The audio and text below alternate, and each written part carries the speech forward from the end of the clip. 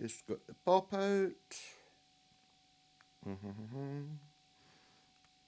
That one. Yo.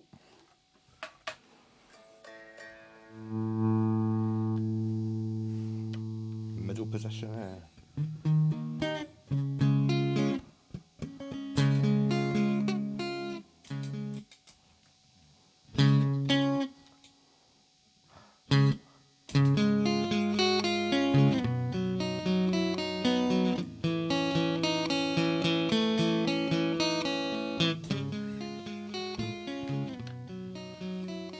Oh, I have to move that now.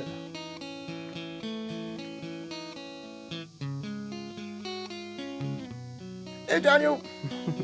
How's it going? I need to, hold on, why is it not fitting on the screen? Can't actually read. Nope. Bear with me.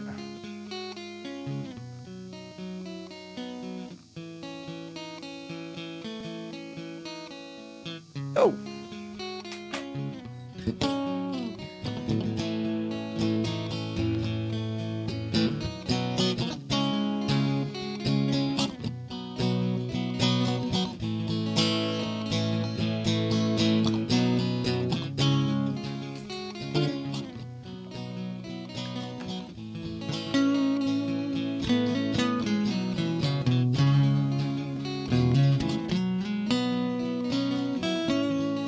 Great song if I can remember it though.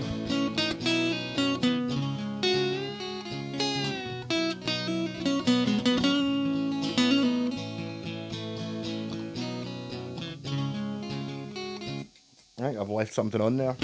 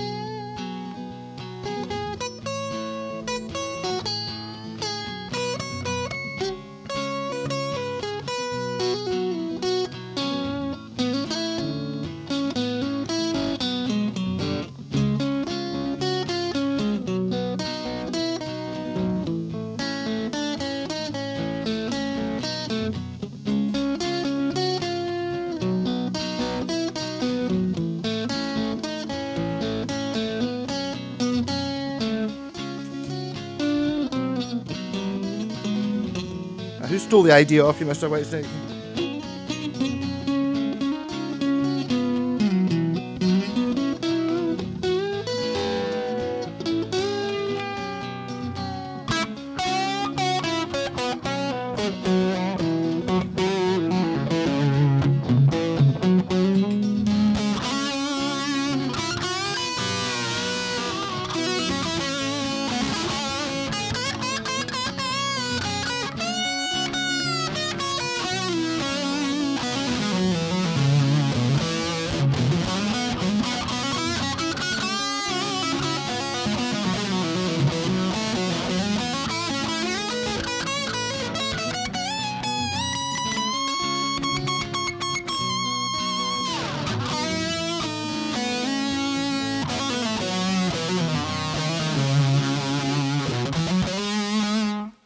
Yeah, so I was out seeing Arthur Brown last night, and I was drinking, so I'm still a little bit pissed from last night. So I don't actually have, well, I do actually have some bucky left, but it's like that. So what I'm going to do is I'm going to be on the coffee, and then when I start to think I'm going to fall asleep, I'll drink the one half a glass of bucky I've got, and that should perk me up.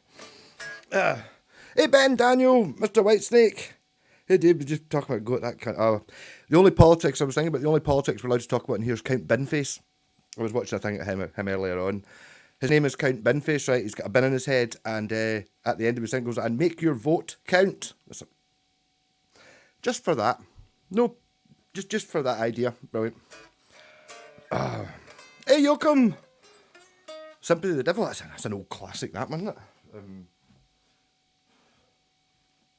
That was one of the... I remember being told that when I was at uni, and I couldn't really hear it. It wasn't until I heard the live album. I was like, alright, that's how you play it with guitars and stuff, because there's not really very much guitars and stuff in the actual album. Kind of tempted to put some of that Fireball in this coffee. I'll maybe put it in the next one. But Arthur Brown was fantastic, really. I was playing some of his stuff earlier on. Yeah, no, I was watching Mr. Whitesnake's video earlier on. Check it out, it's got his Telecaster Custom, but Deluxe. But he was playing bits, I can't remember, was it that song? I can't remember, was it Monkey Man? There's bits, see, musically on, like, there's a few Stones albums, kind of basically, Let It Bleed and Sticky Fingers are really jammy, 3-chord, fantastic, as good as it gets. Super jam-along songs, which I, to be honest, haven't played for ages, but I do kind of remember playing them years ago. None of them are really that difficult. It's just, it's amazing how, and then you just kind of cover all the bits. I never knew at the time. It's Mick Taylor, what a guitarist. Kind of copy him quite a lot, to be honest. But we'll go for Sympathy of the Devil, just eDNA in it.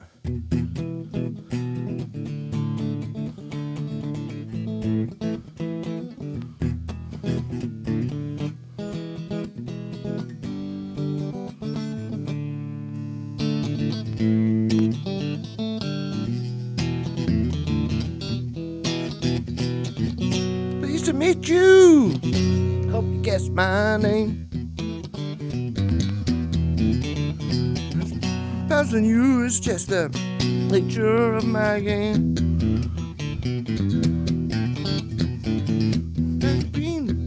Kings and queens, marmalade.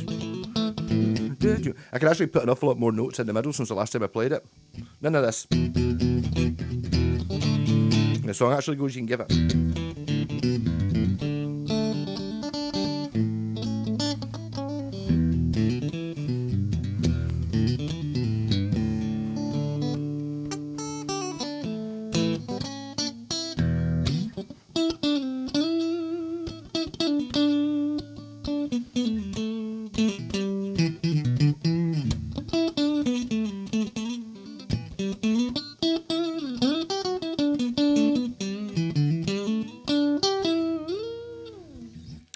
No, Mr. Whitesnake, that Telecaster, I think about it. The guy wants 300 quid for it though.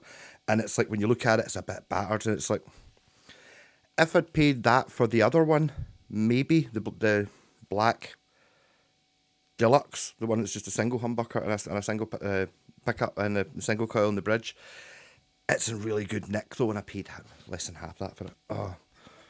Yeah, fan of ELP, Emerson, Lake and Powell. To be honest, no, I don't understand it. Obviously, well, I'm just like, what are the chances of it? No, da-da-da.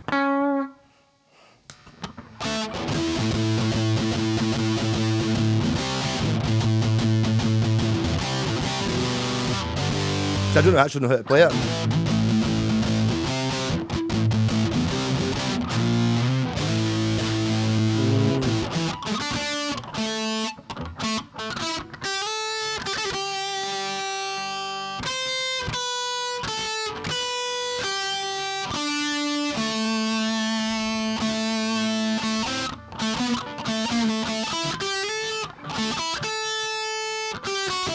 You can hear it when I'm trying to do. I'm trying to do fanfare for the common man.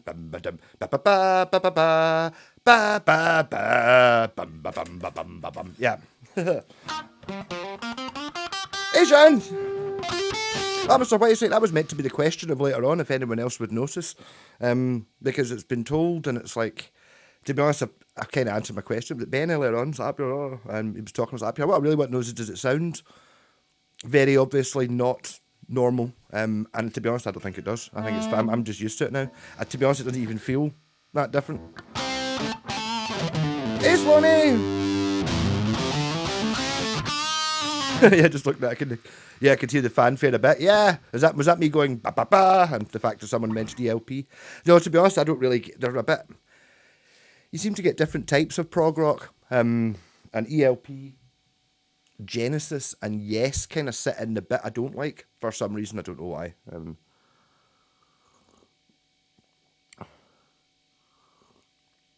The new Stones album, Foreign Tongues. I never bought the Hackney Diamonds, the last one either. I probably should, while they're still about. I did actually recently in a charity shop get the... It might even be the album before. It was like a Blues for You or something. It was just like old blues songs, but it was actually pretty good. I got it and listened to it in the car. But they were kind of like... The same as it. See, the first couple of Stones albums, there are... It's just Chuck Berry songs and stuff, but they do have a drive and a thing about them. They're not kind of trudgy and boring. I don't know, I mean, my Stones, I think it's like a wee bit like Doctor Who's. Everyone's got their Stones album from when they were at the time. For me, it was Voodoo Lounge. Hey, Kenneth. More like Arthur C. Clarke's Mick Taylor. Is that me trying to do it? Yeah. The thing got me about Emerson, Lake Palmer, they were absolutely huge, though. The Isle of Wight Festival, which was a video, a VHS video I had when I was, a teenager, and I fucking loved it. And it was like the Doors and the Who, and then the headline was Emerson, Lake and Palmer, and it was just like, I don't know. It just seemed to be playing an awful lot of notes rather than actually having something you could hum. I don't know, is that one of those things that people who are Emerson, Lake and Palmer fans kind of go, well, kind of fair enough, yeah.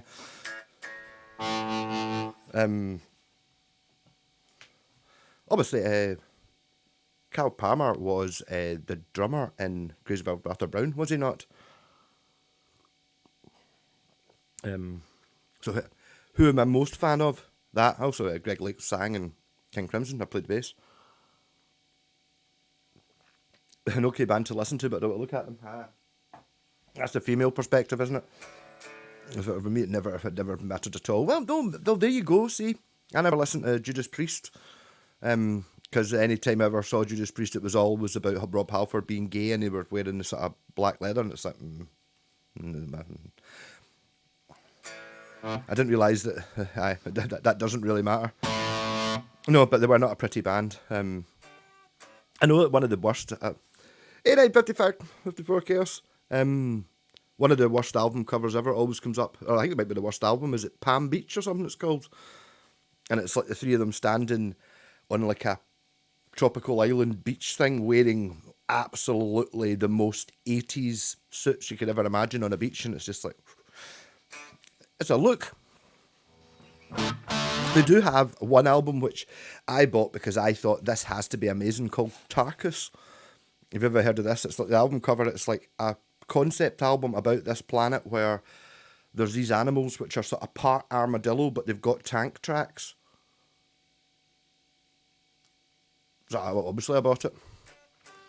Weirdy Beardy, yeah, I don't know. I like Weirdy Beardy. I just need a tune that I can hum. And that's where a lot of these things kind of fall down a bit. I assume Fanfare from the Common Man is like a Tchaikovsky or something, or did they actually write it? I don't know. Part of that's the video. Was it the Canada Winter Olympics or something in 1980? Something like that. And they're all getting their big jackets on. You can see their breath, and they're just in a big, massive, empty Olympic stadium giving it bum, bum, bum, bum, bum. It's pretty good. But they're one of the bands I don't think they've really... Wisdom. I don't think I know that one. I've got Brain Salad Surgery because I like the cover. I think I've got a few of their albums, but I'll be honest, I've not got very far through them. I do actually quite like some of the Nice. That's Emerson. Well, I was up to say da-da-da.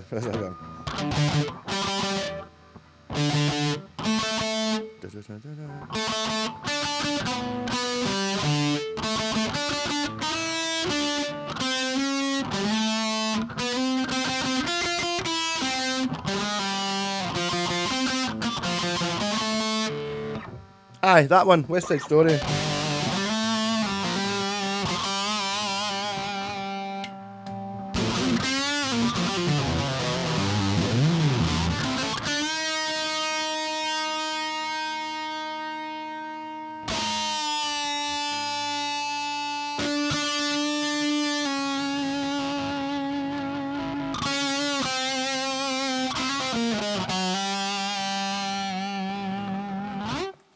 Sustain, man. Men, women, people. YouTubers. It's weird doing this sober. Cheers. Oh, so who's bought more guitars this week apart from Mr. Whitesnake? We all know he's bought more guitars. I've not actually bought any more bikes this week, so I'm doing well. I did have a bit of a problem when I found another guitar. Well, I didn't find it. I knew I had it, but it's like one of these things that just needs finished. I actually found another one as well. So I've got the, where is it, that one?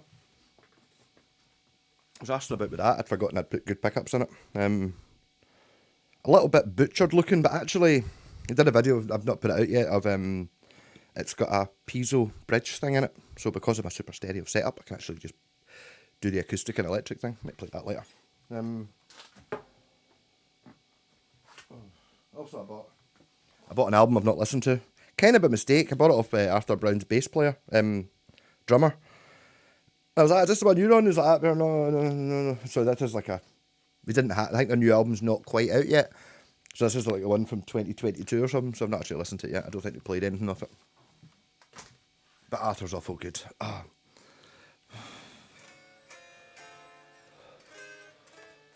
You bought 2 hard cases.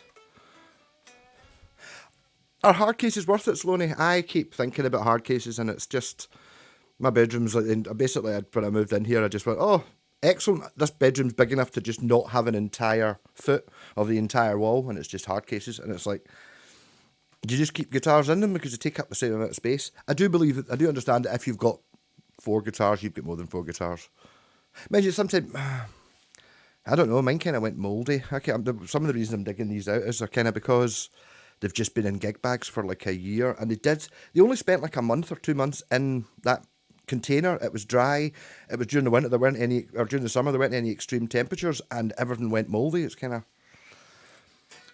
it's worthwhile to go out and check. See if you've got a guitar that you haven't seen for like a year. Go and have a look at it. Just make sure it's not fucked. Yeah. Is it okay to use a soup top replacement? No, you don't need to do that.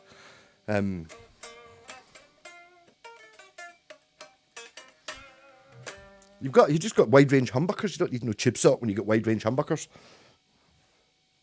I know if you're playing the Keith thing, you got to try and practice do the elbow thing. I can't do it.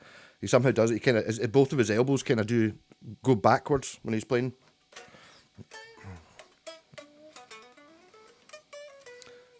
A free giveaways brain salad surgery flexi disc. Well, there you go. Well, did that come with a magazine or something?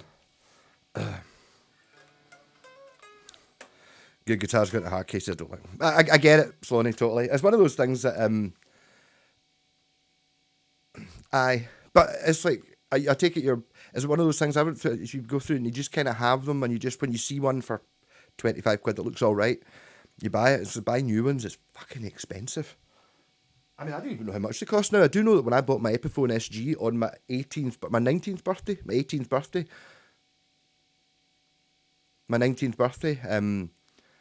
the guitar was 215 quid, and the hard case was 80. So it was like, no, and I had to take it home on the train in a bin bag, because if I had £300 to spend on a guitar, I would probably have spent 300 rather than spending 200 and then spending £80 in a case for it.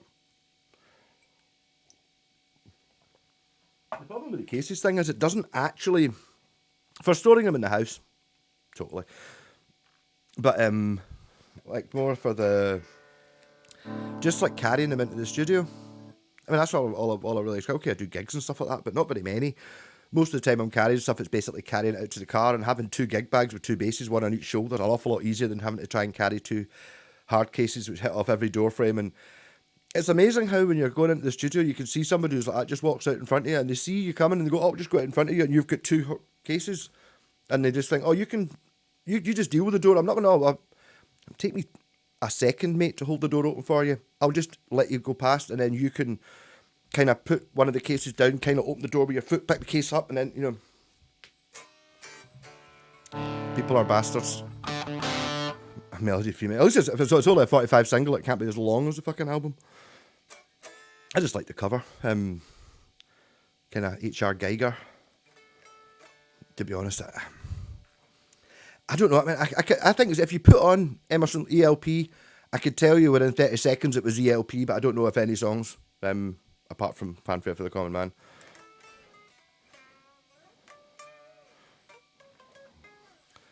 Two cases of 50. That's it, innit?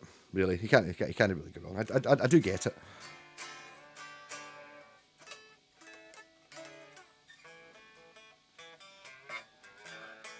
Guitar case for 5 with wheels. Wow.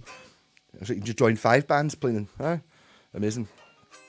Hey Stevie, King Crimson were better than ELP. Yes, I would agree with that. Not the world's biggest King Crimson fan. I do like it. Obviously, the Court of the Crimson King's amazing. What's the other one I like? I quite like is it Tales of Poseidon or Dreams of Poseidon? And I'm trying to remember, I've got one called Starless and Bible Black. That might be a live album. I can't remember. They're kind of bizarre. I've got a couple of the mental Adrian Bellew albums. I think there's 3 of them. You get 3 of a perfect pair, and they're all kind of pastel coloured. One of them's called Beat. There's like a blue and a yellow one and a...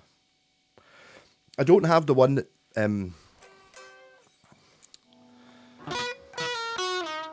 Battered on Bucky. Malcolm Band is still better than LP. I'm at least more tuneful.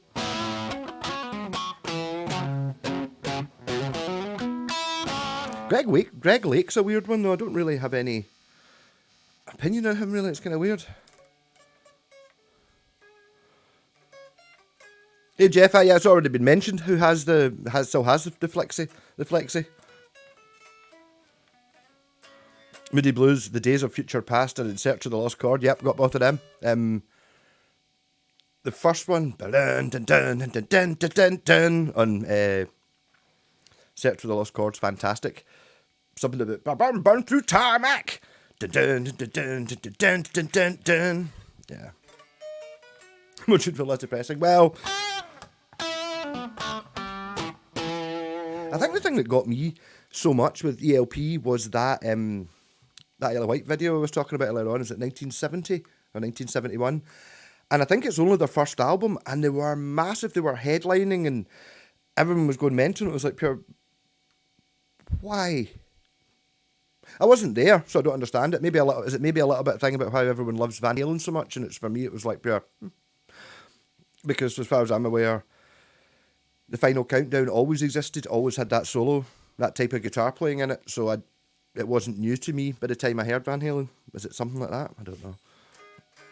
Ride My Seesaw. That's the one, yeah, totally. I think I did actually sing Ride My Seesaw. Yeah. My favourite Moody Blues has to be one that was on the Lulu or the Sounds of the 70s doing Question. It's not the time, na na na na. Dun dun dun dun dun dun dun dun. Dun dun.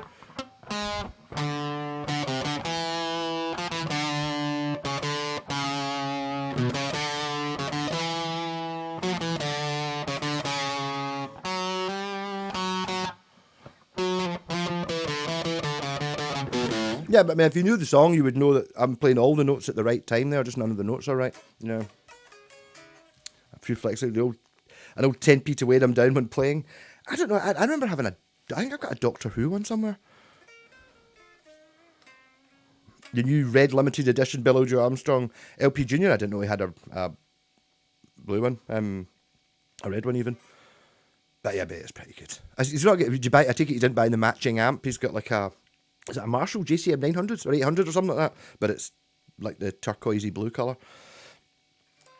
Days of Future Past. I know it's got. I know my interesting thing about that is that they got a deal because it was it Decca Records wanted to do we're just going into stereo and they wanted to do a showcase of stereo record. So that's kind of how they got the record deal. Was up there. Yeah, we'll do a showcase of stereo. You need to use get some orchestra in it.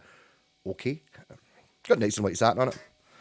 But I'll be honest, I don't really know the rest of the album. I do have it.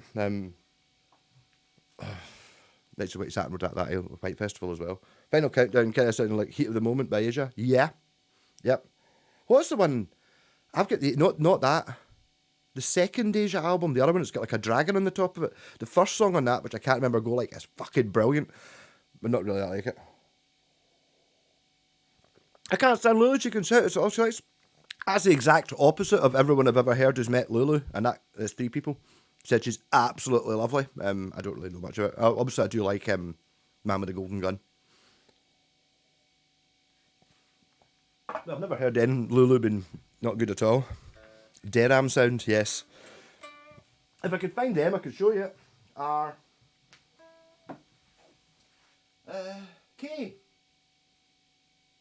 L Monkeys Manowar Man Metallica Mountain Gary Moore The Moody Blues. That's all I've got.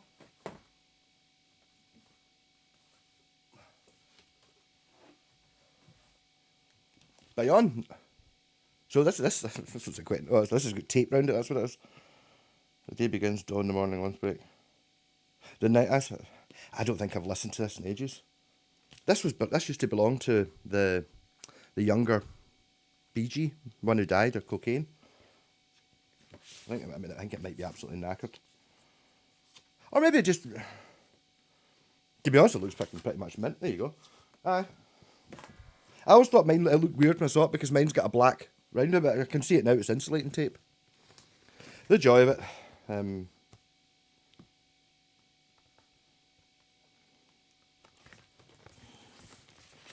know, don't you Stones aficionados will realise that look, you know what that does? Because this record doesn't do it, but on quite a lot of Stones albums there's a wee hole there, and it's red for mono and blue for stereo, and that's the blue bit that goes behind the wee hole that's in the corner, so I could take that sleeve and put it in one of my Stones albums, make it worth more money. Yep.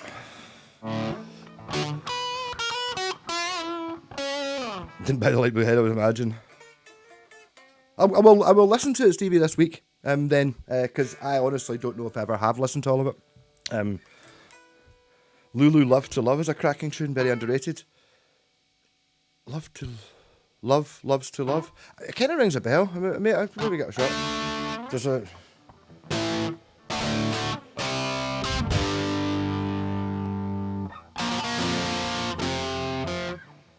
I've always got the first bit.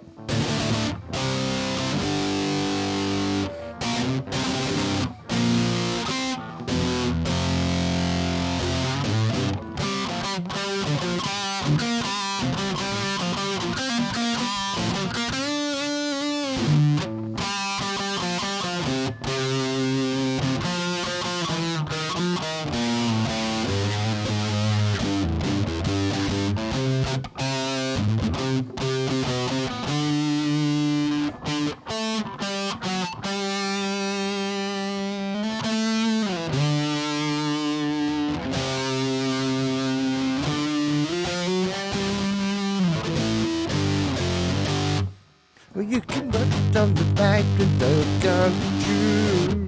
Nothing, dark side I can't see. You know, life is just beautiful.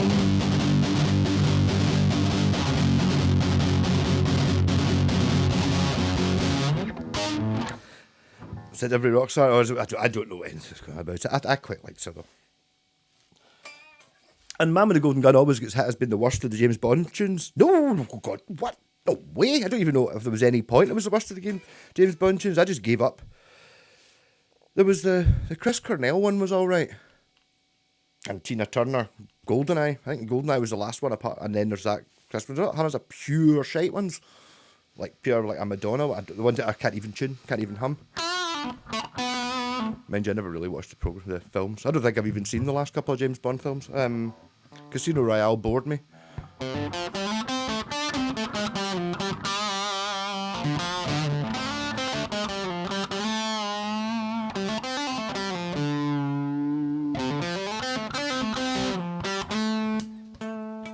So is anyone sitting here going, I just can't handle the tone of that plastic?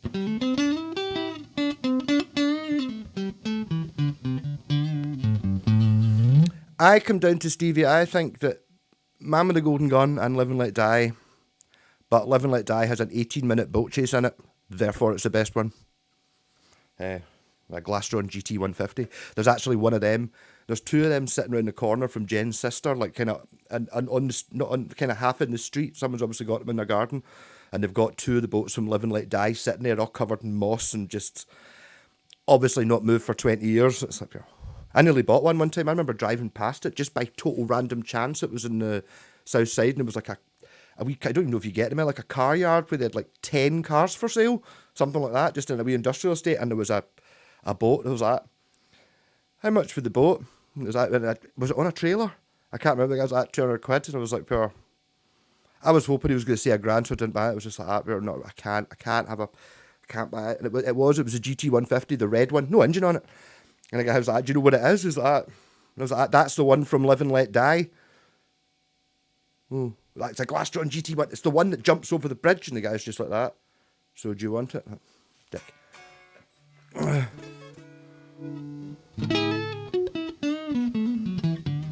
Plastic guitars, but I mean that's what I'm slowing you. You know, I've overcome it. I don't think it sounds any different. If anything, it might sustain more. I just don't think guitars normally sustain that long. But I'm just used to it now. Oh, did you drop past? Did you go to my favourite shop as well? Have I finished that coffee? I see. It's a habit thing. Going for the drink of the bucky. Yeah, so my favourite shop in the world. Is it the favourite shop in the world? When I was working there anyway, at the Cot House at the top of the Holy Loch, where they had House Red, and it was Bucky. But they always sell good stuff. Like they've always got like American crisps and stuff like that, stuff we don't normally see. And everyone in it's always, I think, the guy who owns it, I'd imagine it used to be his family one or something like that, and then now he's maybe about my age or something, and all the people that work in there are funny. So I think he just kind of gets his pals to work in the shop. So there's always shit going on and folks shouting at each other and having a laugh. It's quite good. I like it.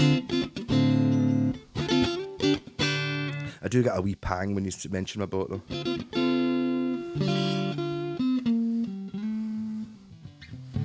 Mr. White said my boat's in a police station in a place called Dunoon, or in a place called Sandbank, where the U-Lot used to have the Holy Loch submarine base there.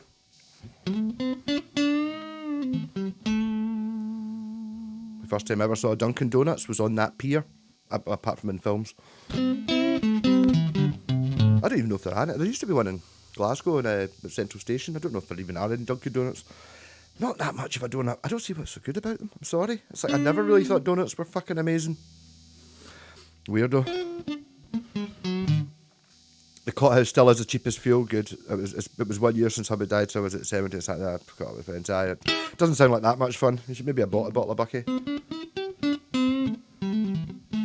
But yeah, the Cot House. See, behind the Cot House, me and my dad went out in a wee Avon boat, wee 10-foot rubber boat with a wee 2 horsepower engine on it. And I wanted to go up the river that goes up to Loch Ex. I went up at one time, and then the following week, Dad was like, "Oh, you went up the river." I'm going to do it again. We'll do it next weekend. Okay, so the 2 of us went up, and on the way back out, you kind of coming out the river, you go in below the road where you expect, and there's like an offshoot of the river, and it's like, how could it be? Try going up that river. So we started going up this river, just like it's kind of like along the top of where the edge of the beach is, and then was it something to do with the tide? I think the tide was at a very high level, so we went in, and then it started flowing in the way, as in it was coming down the way you would expect it, and then the bit we were going, which was obviously that way to the sea, was going that way, and we get pure dragged through rapids into like a big, I think it's an old quarry or something like that, and it's got boats in it, but it's like you can only get to it when the tide is really, really high, and when it gets really, really high, the sea actually comes in to this. It's mental. So that's just behind the Cot House. Bet you never knew that was there. If you look at Google Earth, it's there. Dime bar cookies are the best business. Dime bars, yeah, they are now called DAIM.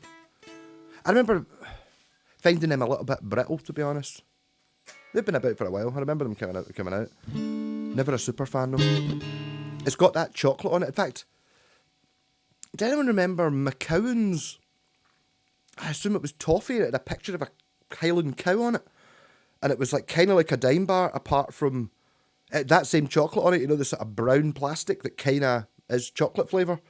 But I think it was basically just a dime bar, apart from inside. Instead of being quite as crunchy, it was a bit more toffee. I wonder if you still get them. McGowan's.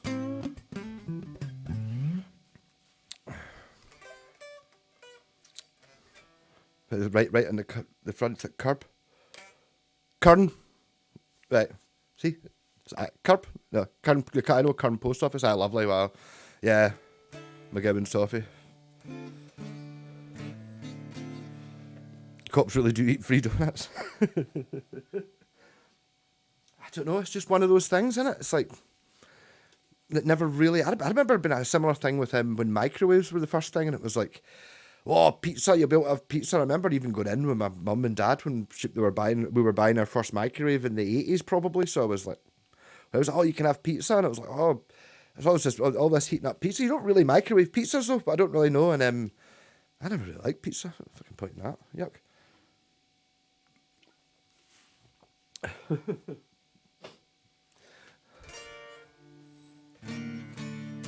Kern. I know that. I just know Kern Post Office. But I mean, nice. That's not too far away from Stevie's era there, just over the hill. But obviously, an awful lot more remote. Things can get pretty remote from there. Still got a wee bit. Microwave pizza is disgusting. It totally is, aye. But I mean, that was it when I don't know if anyone else remembers this, when microwaves were first a thing, it was totally, oh, you can microwave your pizza. And you used to get like, I remember various plastic things for poaching eggs and shit like that, and things for making toast. You could somehow make toast in a microwave with like a plastic thing with spikes in it, maybe? I don't know. It's no air fryer.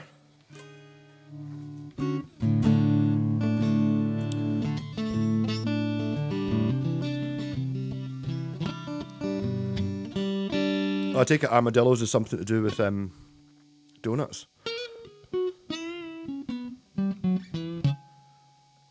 Kern Post Office closed.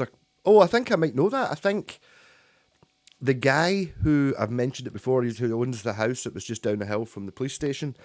It was kind of the woods in his gardens. He was a forester. He used to work for the Forestry Commission. So me and Dad, one time he was out trimming the trees with like a petrol chainsaw that was just hanging on a rope from his belt while he was. So he'd be up, way up, you know, a double, triple ladder up this tree, and it would just be like with a petrol chainsaw, and I'd just drop it, and it was sitting, it'd be swinging. Terrifying, but his wife owns that post office, or he owns it, or something. That coffee shop. Armadillos with the Harry Enfield dime bar advert back in the 90s. There you go. Don't remember that.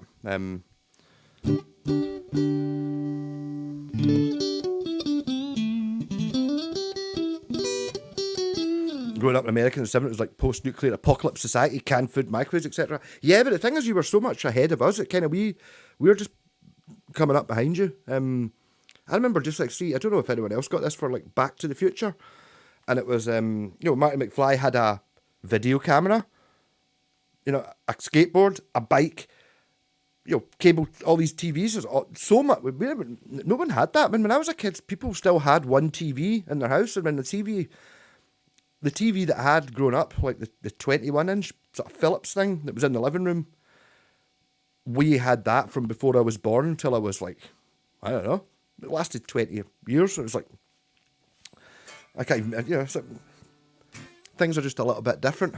And things like guitars, people never had more than one guitar. It's insane, the consumer society. But it was 10 pence for a pint. Yes, it sounds great. A nice view, yeah. One phone. I'm not as old as that. One phone box at the end of the street. No, we had a phone. I even remember getting a second phone in the kitchen. Aye, madness. 2 phones in the house. Yeah. I think I might actually put on the kettle. I was actually watching another interesting. This is the non-Bucky talking. During the week talking about like the horribles of sugar. I'm sitting drinking a can of Monster, so yeah, totally. I understand. Party line. Sloane, is that a bit where there's like a bit of wall? I don't know if it's still there. And there was a bit of wall and it's got like lines painted on it with birds painted sitting on it like a... I don't remember phone boxes taking 2p's, no. Martin McFly was in 10 minutes. I thought, oh, good. I hope so. I mean, it's the sort of thing like if it was possible that your family would have a video recorder thing, but not one, not like a 15-year-old or however old he's meant to be in it. No, you didn't have a video. I mean, the thing about the actual price of things like video recorders, they were like £1,000, not in terms of how much £1,000 now. Like, they were £1,000 in 1980 money, so it was like $4,000 for a video recorder, that sort of shit. Stuff you just don't need. We don't need that shit. Can we not just have cheaper food, please? We don't need to be able to buy a guitar for £100 brand new. You know what I mean? It's fine. I don't remember previous. I do remember halfpences. And I remember at the petrol station, not when I was driving though, and it had like the pure, £2.99, and then there was a wee half thing at the end of it. I remember that. Party line was a phone line that was shared with your next door neighbour. Oh, right. Oh. No, I don't remember that. That's quite funny. Aye. Oh, right. It was a party line, so you... All right, okay, so it's not so you could phone your neighbour for free. It meant that you basically only had one phone. So only one of you can use the phone at a time, but you only had to pay half the rent or 2/3 of the rent or something. That makes sense. Play piece. I've not heard the term play piece since the 80s either. That was still about when I was a kid.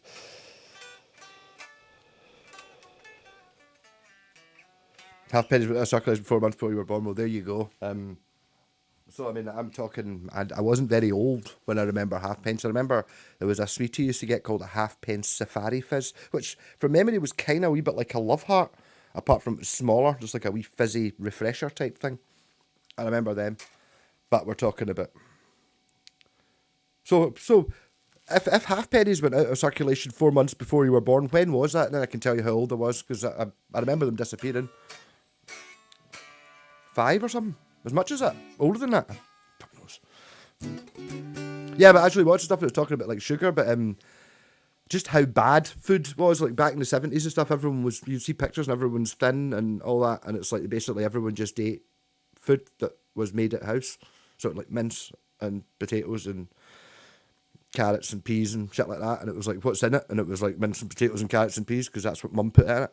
So that's what people ate, and then it suddenly became this thing where it was like, oh, saturated fat's bad for you, so everyone started being low fat, but because it tasted shit being low fat, they just put tons of shite in it to make it taste like it was alright. And then now, where there's no standards, and there was a guy who was very adamant this was bad and we should be eating, and it was like the government pure suppressed him, and he died a pauper. And it turned out he had a book called Sugar Death or something like that, and it was like partly it went massive because it turned out he was right 30 years before anyone else. Just everyone knew he was right. They're just like, no, shh, smoking is good for you, stop it, get rid of him, that kind of thing. 1980? No, it can't be 1980 because I would have only been 2. I remember definitely buying Safari Fizzes, and we're talking about at Cashel Caravan site shop, so not out on the road or on streets or anything like that, but yeah. 1983, yeah, aye. So in 1983, I would have been 5.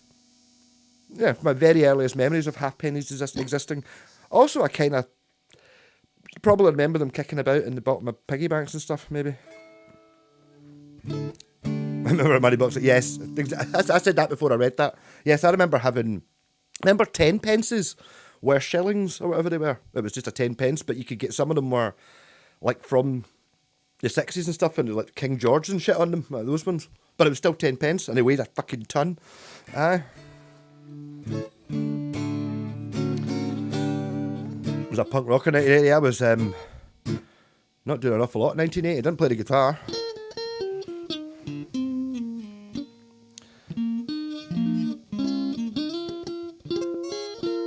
Hey, DHC, I don't know who Gaff of GC, I don't know who that, I don't know what that is, DHC. Shout out to Paul G. Hale.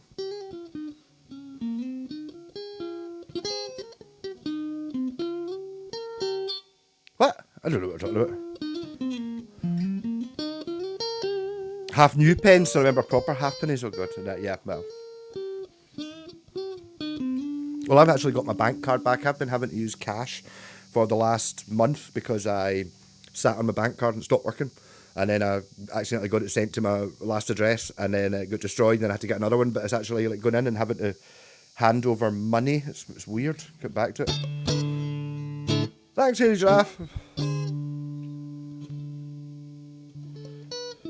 It kind of looks to me like I should be saying something like purple burglar alarm or something like that. You know what I mean? I don't know.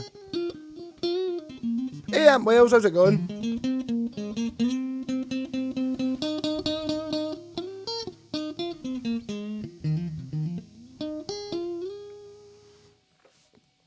A lot of pre-disco coins. 2 shilling pieces. Oh, 2 shillings was 10 pence, wasn't it? Actually, a shilling was 5 pence. Yeah, okay, I meant 10 pences and 2 shillings. I know they were totally... I remember them being really heavy as well. All fun. But money's a strange thing.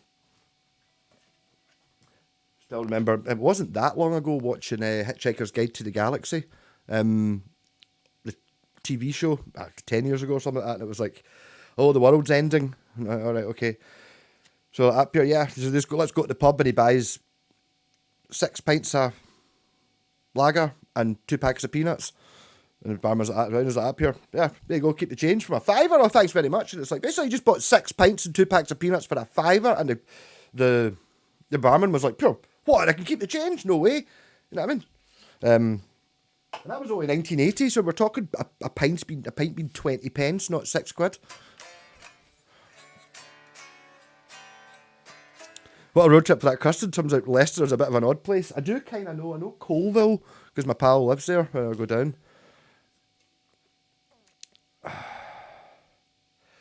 I think somebody might be getting banned. I don't normally get arseholes on here. Maybe that's because there's no adverts. Seems like, I don't know, it's like you're someone who's like 10 or something. I don't know. It's like, if you're going to be insulting, make it funny. You know what I mean? You know what I mean? What a dick. The custom, alright. That's it doesn't have valves in it. I don't really know any custom. I did actually have one. I used to get one. I assume it was nothing to do with the original company. There was one, like a 10-watt one, which is actually quite a sort of sturdy looking, quite a good amp. Never again. £0.50. 47p for a pint of heavy in 82. Oh, that doesn't seem too bad then, actually. Well, mind you, you're talking about in a pub. Because I was at uni, it was 4 pints for a £5, so I was paying £1.25 for a pint. But that was watery down, super shitey stuff in a student union. So, I don't even know what half a crown is. The thing that makes it it's kind of like when someone tells you about, what do you call it? I've lost it. Fist fights? Oh dear. Would you get into it? Just get them off eBay and Facebook Marketplace and all the usual stuff. And Custom List had one guitar shop, which was all shite new stuff, and the second-hand shops were awful. Right, I think there is one in Leicester. So I think you get, I'm not saying this out the blue, but one of them is owned by a Rush fan, and if you put in your discount code is 2112, you get 10% off. It might not be Leicester. I think it is Leicester, though. Yeah, but I mean, guitar shops, I mean, it's like, really is. No, I mean, it's just the modern day, but I can go into guitar shops and basically just look about, and there's nothing really interests me. It's like, to be honest, I'm not really that interested in a $2.5 Les Paul. I've seen one. I mean, it's like, oh, this is a new one. It's like, how's it different from every other one I've seen? It's like, whoa, look at, but it's tobacco brown. That's dead exciting. Yeah.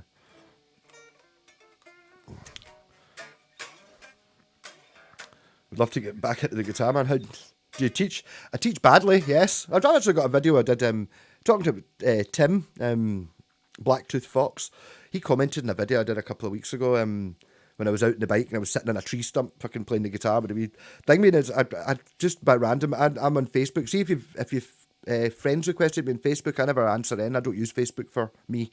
So it's not because I don't like you, it's just I just ignore all the friends requests. Fuck having thousands of people I don't know on Facebook. And I was like, I saw it was Tim, and I was like, I liked it. These fucking videos of him sitting on a tree stump playing the guitar. It's almost the same shot. Copying bastard. But yeah, guitar's great. Hey, Jacqueline, haven't ever played since I was 17. 30 years?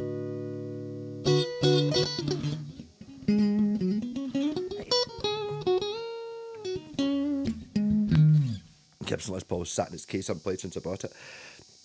Sometimes it just don't do it. Actually, I was going to say someone was talking about it earlier. Mr. Whiteside was talking about a telly he had, and it's one of those things, there's some guitars that you just don't like, and that's it. It's the same as music as well. It's like, why don't you like this? It's like, well, if I really think about it, I could probably nail it down to I don't like the guitar because it's heavy or the neck's not right.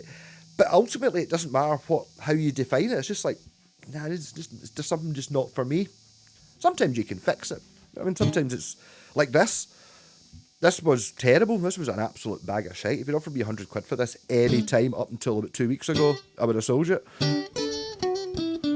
But now I've fixed it. Whatever it was that was wrong with it, whatever it was I didn't like, it's not doing it anymore. I don't know what that was. I've fixed about 50 things on it, and whatever that last one I did must have done it.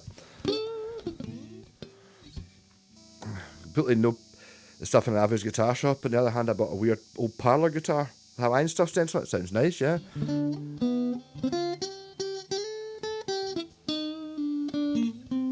Do you do shows? Yeah, I'm actually playing with After the End. I play bass in a Black Sabbath band, which are doing up soon. Can't remember the exact thing. It's something 10th of September. £1.50. Wow.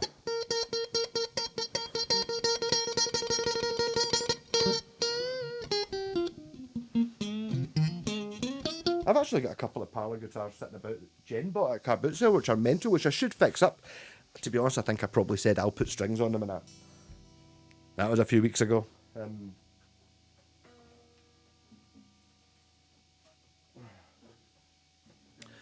For some vintage, look at the headstock on that. I mean,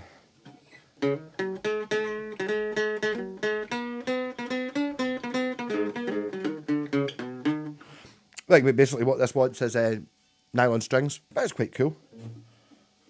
Fuck knows where these things are made back in the day. I mean,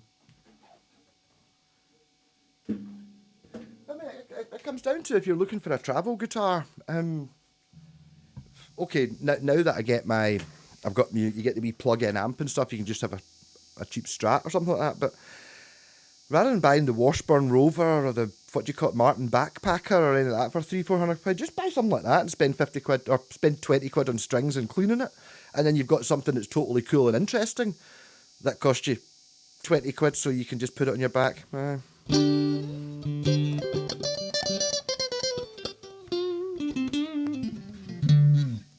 It could be a K Kansas. I don't know. It doesn't. Neither of them say. Do K not normally have a wee K on it? Well, sometimes they do. It could be a wee though. A Stella. I don't know. Again, it could be. A Perry Draft. A lot of people ask this t-shirt. I've tried a few times. It's about time for trying again, but everyone just keeps fucking up with it. You would have thought it'd be easy, and ultimately it isn't. Is the problem? But at some point I will have done them. Yes. I don't know if it would have, would it say on it? Or maybe did it have a paper sticker on the inside of it and then the K falls off? Well, that's it. You know what I mean? It could have been a paper label on the inside of the sound hole and 40 years ago it dried out and fell off. Yeah. I don't know. Got a Kansas.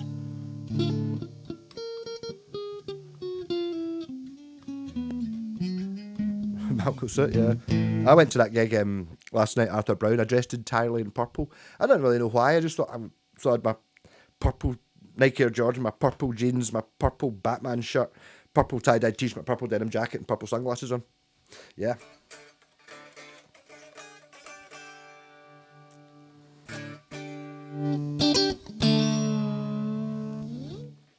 Be a distant parlour guitar. A lipstick. Which guitars? Oh, the wee. I don't know. My favourite guitar is that wee Tirada over there. It's not quite a parlour guitar. I don't know. Remember the wee Gretsch one I used to play Blazing Saddles on? I really enjoyed that.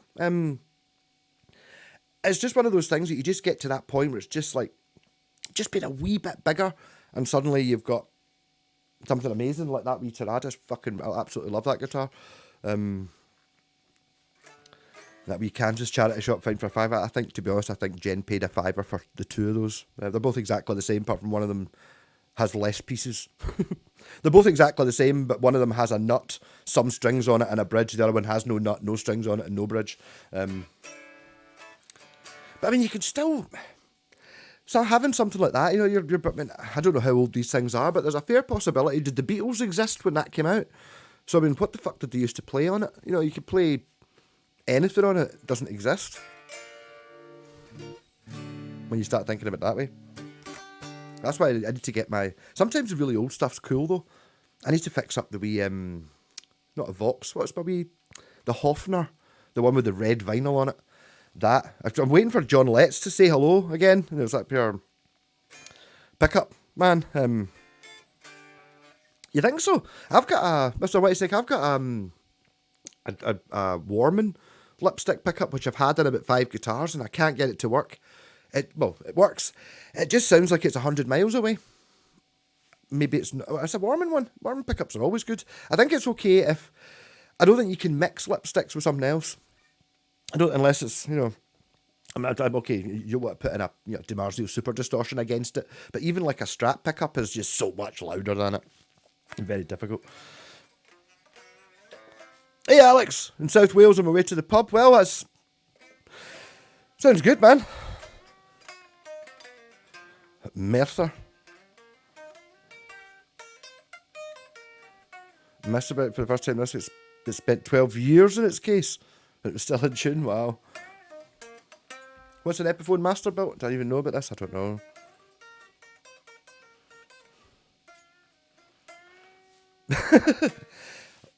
I assume you... Is that, Alex, is that you just going, right, I'll just type in a Welsh thingy name and you've just gone on the keyboard?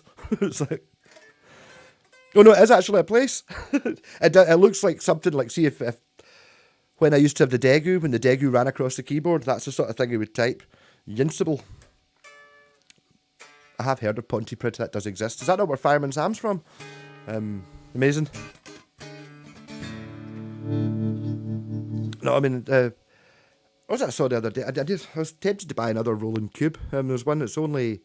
It was last week, there was a red Roland Cube for 70 quid, but the mic input didn't work. And I was like, 70 quid? Like the big one, the Street Cube, the one that's like a wedge monitor. And I paid less for that one, but it's fucking brilliant. And there's another one on today for 80 quid, but it does work. And it's like, it's still in the box now, red vinyl. It's pretty fucking cool. Pontypandy. Oh, okay. Unazubble. Fair enough. It's just a case of knowing how to pronounce the two letters together. I think that's what got me is like things that start with MH in Scotland. More. It's not more, it's Vor. So actually, Oran Mor, which is the place of, like, it's one of the venues in Glasgow, is actually Oran Vor. Because that's how you pronounce MH in Scots. Yep. Pontypandy. No, man! That's all I remember about Fireman Sam. Also, for some reason, I remember the wheels and the fire engine going round. They were like half white and half red. Why I remember that, don't know. The Epiphone Masterbuilt, where the acoustics were built from solid wood and couldn't compete with Martins. I think that the and could compete with Martins. Was that from the advert? I don't know. That's like acoustics. I mean, I just don't think they're as much fun. Maybe now I can play an awful lot worse. I seem to be coming back to everything, just because I'm getting super ego maniac confident playing the guitar. It's like, even like when Mr. Whitesnake earlier on in his video was playing, was it Can't You Hear Me Knocking? Whatever it was, that Stone song, I was like, up here. Hey, I've not had a shot playing over that in years. I bet you I'm fucking brilliant at it now, and that seems to be the way everyone seems to be when there's like up here when I'm reminded of a song. Oh, now I bet you I can play a solo. Now I bet you I can play that bit. Great.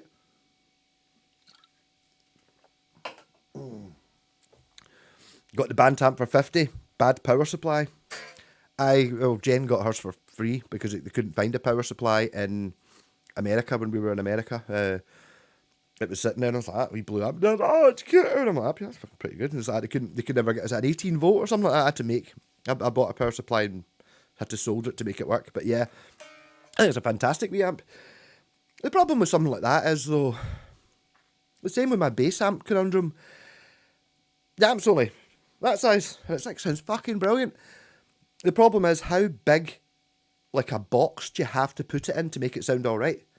Because I think there's a hell of a lot, like when you're buying your wee 10 watt Marshalls or whatever, there's only so good you can get a wee speaker in a box that size to sound. So I mean, you're plugging into, I don't know, a 2x10 or 2x12 or whatever it is, and it's got so much chance.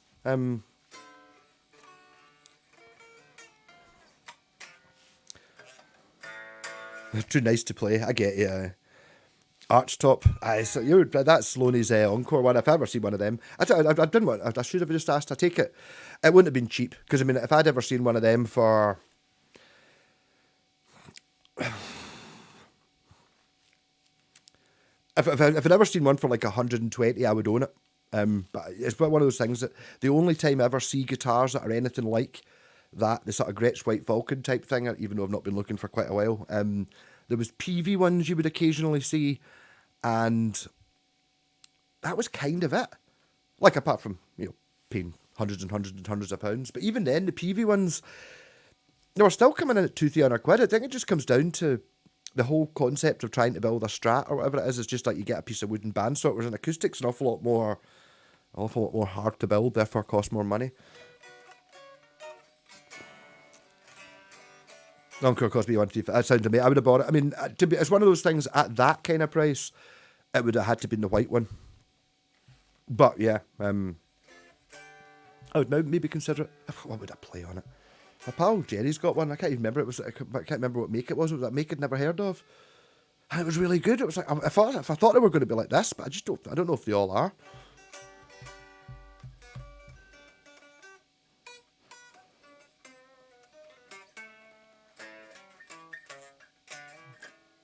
Oh, was that going to be topical earlier on? I saw a video on the Fender lawsuit thing. What was it we were saying again?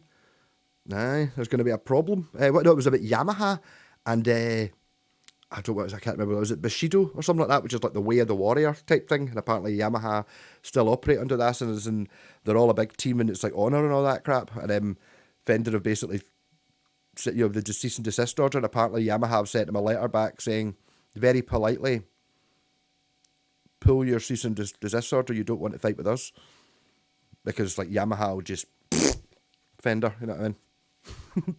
So I found that quite interesting.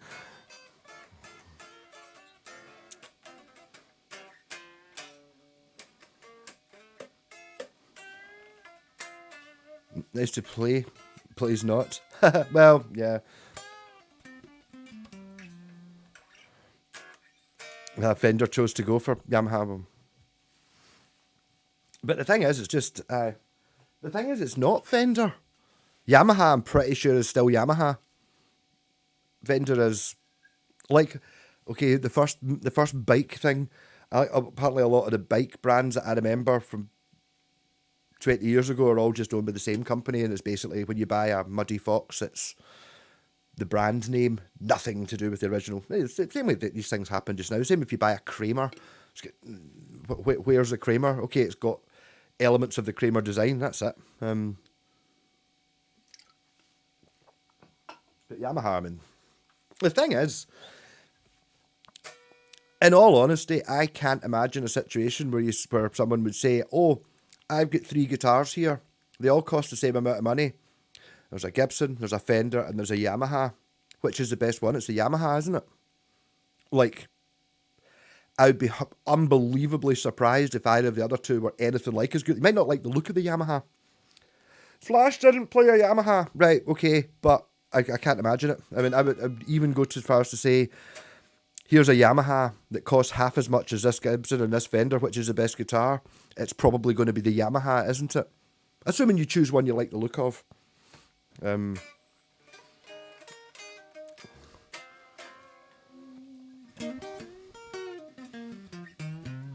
Fender keeps saying, I know, it's one of those things that just, I don't know, it's the lifestyle and the, I don't know.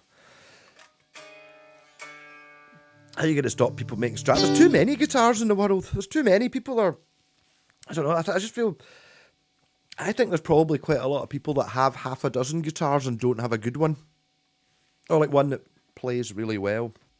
Obviously it comes into that thing again. Second mention of bikes, watching a bike thing earlier on, and we're talking about, you know, whether you've got a, does somebody on a 10 grand bike go faster than somebody on a £1,000 bike? And it's like, well, and it was like, no, it was an Olympic athlete or something, whatever pish it was. And it was like, pure, it's like, comes down to, yeah, well, okay, fair enough. You can't say, oh no, it would be totally fine. You wouldn't notice if your Encore or your Squire is missing a string, or it buzzes, or any of these things. You know, it's got to be a fully functioning set up one versus an expensive one. Suddenly it becomes fine. Whereas if you took the average Squire and put it up against one of these, it's not going to cut it. Whereas if you put up a Squire set up properly, it's going to, never going to be as good as this, but it's going to be fucking to the point of somebody in the audience wouldn't notice. You wouldn't notice listening to it, you know.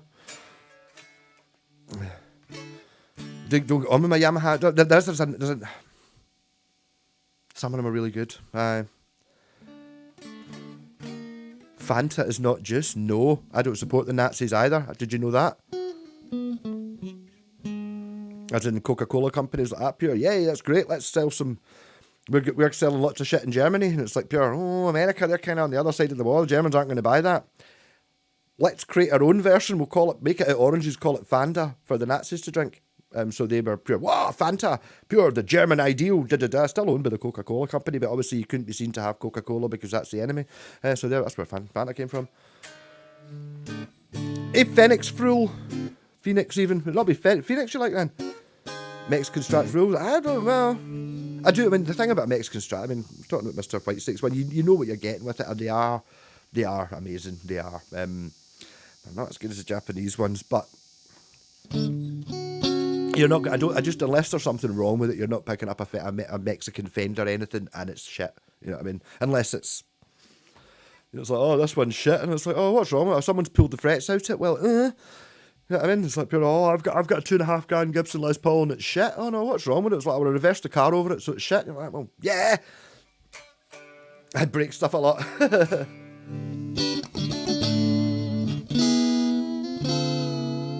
Back if I can get the Mexican Fenders, you get cheaper ones than that.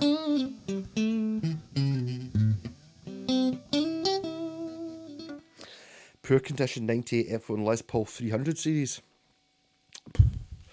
Really poor condition sounds good. 98, they were expensive back then. I remember my pal, I mean, before that, I don't know about the 300, it was a gold top one he had, and it was 450 quid he paid for that. And we're going back before I played the guitar, 30 years. And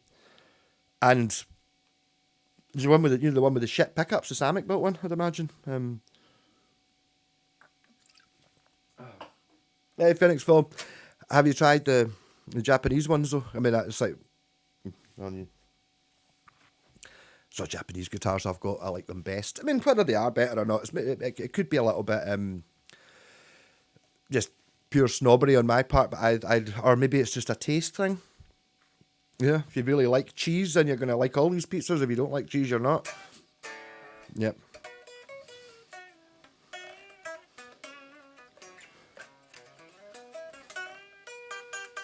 Made in Korea, yeah, Samick. Into anything. No, see, the problem is with the Chinese stuff is China can make you a shit guitar. They'll make you a guitar for $5. Then Harley Benton buys it. You know, so that's fine. But if you said, whereas if you go to Indonesia and go, no, we can't build a guitar for $5, we can build one for 50, so it's 10 times better than the one China's making for a $5. Yeah. But if you give China 50, they'll make one better than Indonesia, is the way I see it. Orange Fantasy. Trump. Oh, am I missing things? I don't know. China plates. I saw a thing in something that China had done with this oil crisis, which we don't talk about politics on here, but they just saved the world and then kept quiet about it. I just don't think China's evil, I'm afraid. I think you have to look much closer to home to get evil people.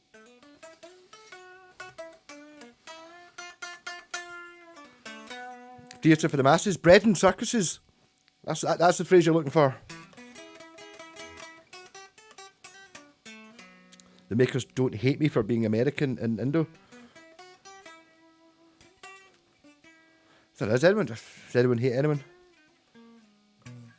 What do you say to people dissing made in China stuff? I say it. Well, I don't know, but I just feel that there's some things that are important, right? And there's some things that aren't. And I'll sit there and I'll slag off Sloaney there for liking Les Pauls. Hopefully, but it's still a guitar, therefore it's cool as fuck. And of course I like it. It's an electric guitar and it's fun. Do I want a shot of it? Yes. Would I rather have an SG? Yes. But that's fine. And it's like you go like, I don't like that guitar, and then it's the same we were talking earlier on. It's like, I don't like that guitar. Why not? And you go, well, I don't like Les Paul because Slash plays one, and a guy that used to be a below me a year in school looked like a right dick playing one. That's kind of the reason. But I mean, there's other reasons, but it doesn't matter. But ultimately, I don't care. I don't like this. I'm not dying on a cross. The same with your the Harley Benton thing. It's like there's nothing inherently wrong with Harley Benton. It's just that you can get a much better guitar. I don't like their ethics of this. It's just, when I say Harley Benton, I just mean modern guitars in general, where basically how do you sell a guitar? You make it look really good in a photo on the internet, and you put a really good spec list that sounds interesting, and then you get lots of positive reviews, and then everyone loves it. None of that involves making a good guitar. That's secondary, or thirdly or fourthly. That's after all these other things, where in their bullet points of what they're aiming for, the one where it's a good guitar is maybe in the top 10. You know what I mean? It's not one of the first ones, whereas a little bit of the Japanese one, like number one is making it a good guitar, and then number two is, maybe making it out of a certain kind of wood. Number three is putting good hardware on it, but one is making it good. People cannot save the earth.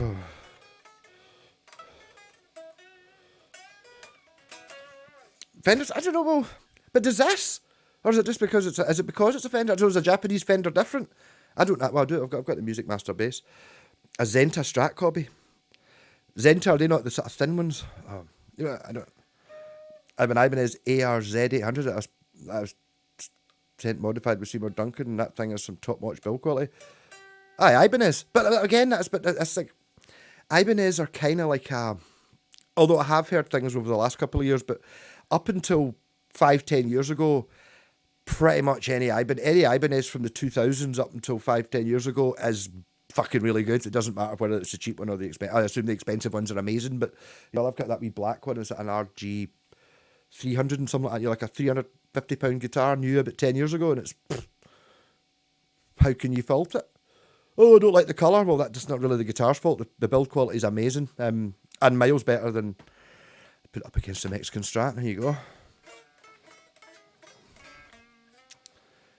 Change the column and missed across the board in regards to specs. Indo guitars lack across the board due to unfinished frets. I'd rather file my own frets than buy a guitar that misses specs.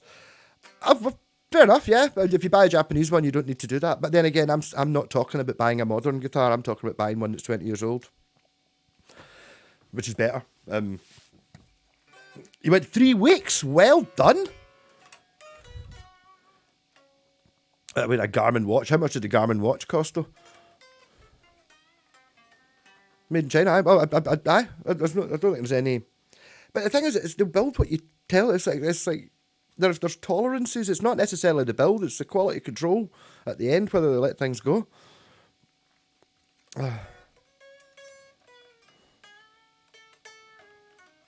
Neo was a rockery jam where the city burned. I always thought it was quite funny.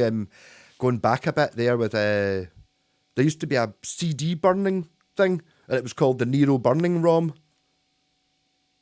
Thought it was fucking great, because Nero burnt ROM, obviously.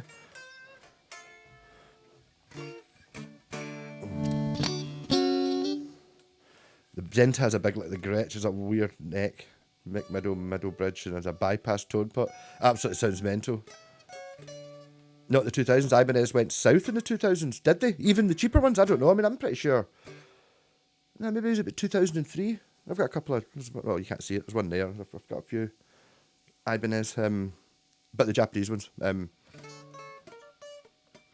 Japanese guitars rule if you don't break. When you say break, what do you mean break? How do you break guitars?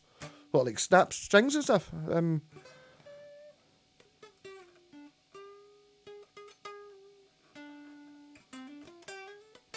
That Westbury buck can't fault the build with his peels, but it's the most stereo sounding soulless instrument. Is that? I wonder. Yeah, I mean, I'm not doubting it. It's like sometimes they just don't. It's not interesting enough. I get it. I get that. And it's uninteresting. But I mean, Yeah, I get that. I've had a few guitars like that that just don't really jump out at you. But that might just be one of those things where it's just like, I just don't like that kind of cheese. I don't like Gouda cheese. I do like cheddar though. You know, it might be one of them.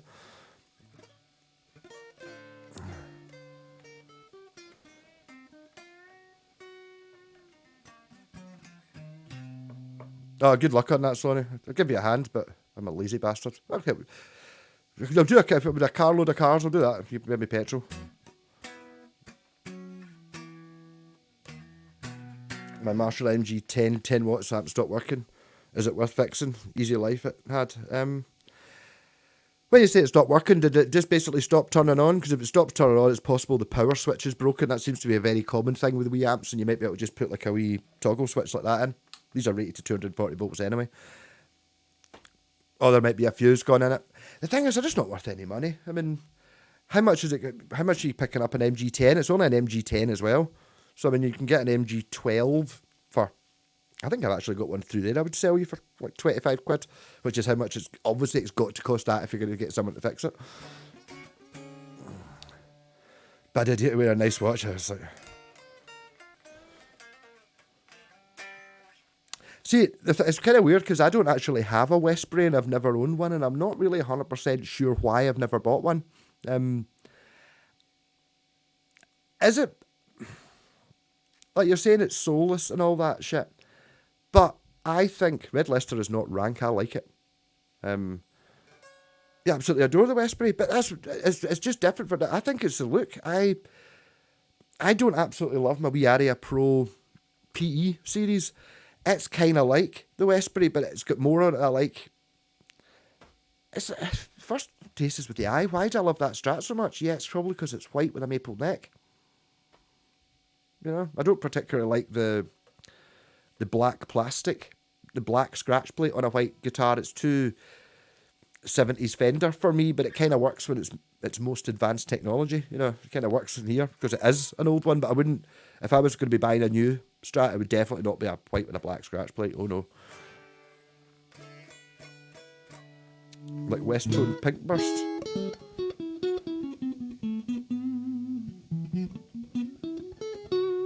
All right, okay, you've got the yeah, I mean that's what it comes down to as well. I mean, see the Westtone Spectrum guitars. I don't like them. I don't know why, but again, it's totally rock solid. Yep, clear as a bell, lovely neck, everything about it's great. Is it the painted black? Well, this has got a painted black neck. So I don't really see. No, it doesn't have. It's carbon fibre, so it's not painted. But I don't know. But I do love other Westtones. But maybe you spent the cost of 5 Martin D20 on watches last month. Well, ultimately, does it really matter? Yeah, the Western looks good. The pickup should be good. It's just not right. But you can't have. Just to have it all perfect isn't good enough. It's got to have. I get it. I totally get it. I mean, yeah. And sometimes when something's shite, like the wee Encore, I keep going on about it, it gets so crap and it weighs nothing and it's shit, but I pure love playing it because it's so shit. It's got tons of character. And it's dead, and it's because it's like that. Whereas if you give me a modern American custom shop Strat, it's like, what am I meant to do with this?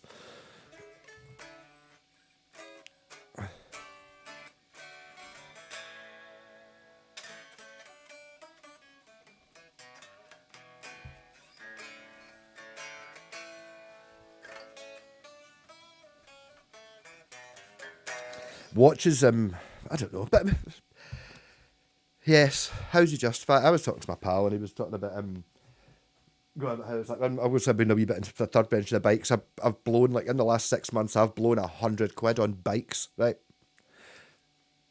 Which is like, well, I've got that on guitars as well. It's like that pure, you know, it's like pure, oh, fucking, I've got too many guitars. I blew £100 this month and bought 2 guitars. You're like, that, well, you can sell them, can't you? That's fine, but I mean, the things like it's like how quickly you get up. When you're talking about spending money on watches, you can spend any amount of money. You can't love every guitar. No, well, Yes, but not equally. That's the difference. It comes down to, I bet you're saying you don't like the guitar, blah, blah, blah, blah, but if you're sitting there and they're having a jam or something and it's the only guitar that's there, fucking better than not having a guitar. Much better than not having a guitar, much better than having a shit guitar, but yeah.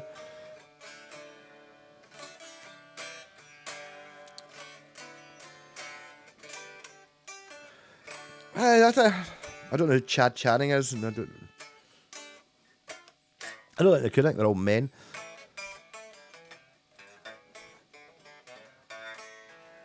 But it can just come down to the colour as well.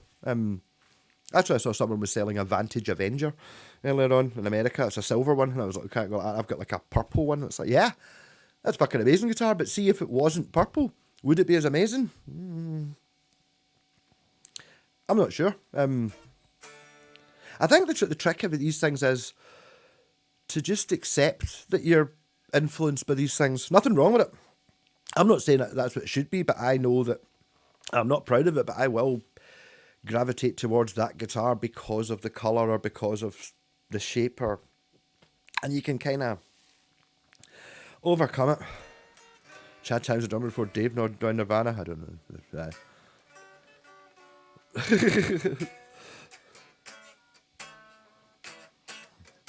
Before you learn.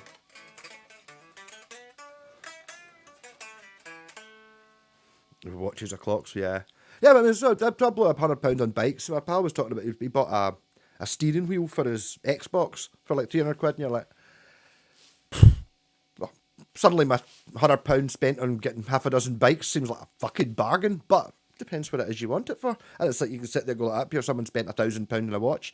I think the way you're talking there, you probably spent more than £1,000 on a watch, and it's like, if that's what you want to do. It doesn't compute with me why I would want to watch, but it's not the fact, it's not having the watch to play the time. I suppose the same thing can be said about this thing with guitars. Oh, I want a guitar that plays well, blah, blah, blah. Ultimately, if you want a guitar that plays well, you don't need to be spending $5,000 on a Fender custom shop. You can get a guitar that plays really well for a fuckload less than that. But it's nice having... It's like the same thing when I was doing the thing with the Corker guitar. It's nice having the one burrow and all the handmade and the one-off and all that shit, but you still play it.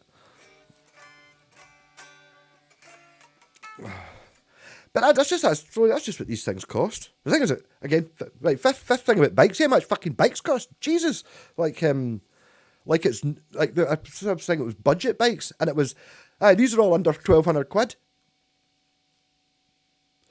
But then again, that's marketed, isn't it? I still remember when I went to China, the last guitar magazine I bought it on the way over. This is 10 years ago. I bought a guitar magazine. It was like a tenner. I had to look at it, and it was like some Fender.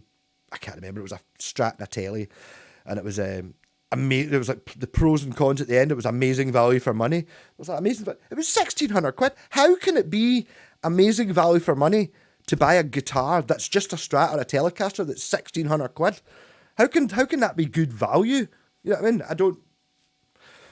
But in comparison to what else you can get, I suppose. It's character itself to a guitar. Yeah, but I mean, because I'm kind of suffering down at the bottom end of guitars, like the wee Encore and shit. I love the fact that you can pick up a guitar for, sub £50 and watch this and you can fucking shred on it and play all the Aussie stuff. That's like, yeah, you know what I mean? Fucking amazing. And I do get that obviously a watch is very nice to look at. And it's like, it's so small and a fascination. But it just depends how much you want to spend on these things. I like guitars that look like they lived under a teenager's bed for years. Yeah, I don't know. I suppose I kind of want ones that are different, but I kind of want ones that are the same as well. It's weird.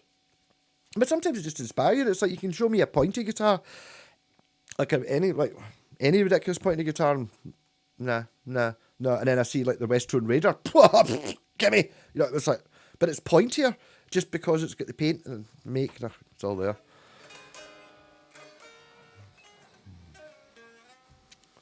I got a Garmin 255. I got a Garmin maker, which is a good investment and safe and leaving your cash in the back. Well, okay, yeah.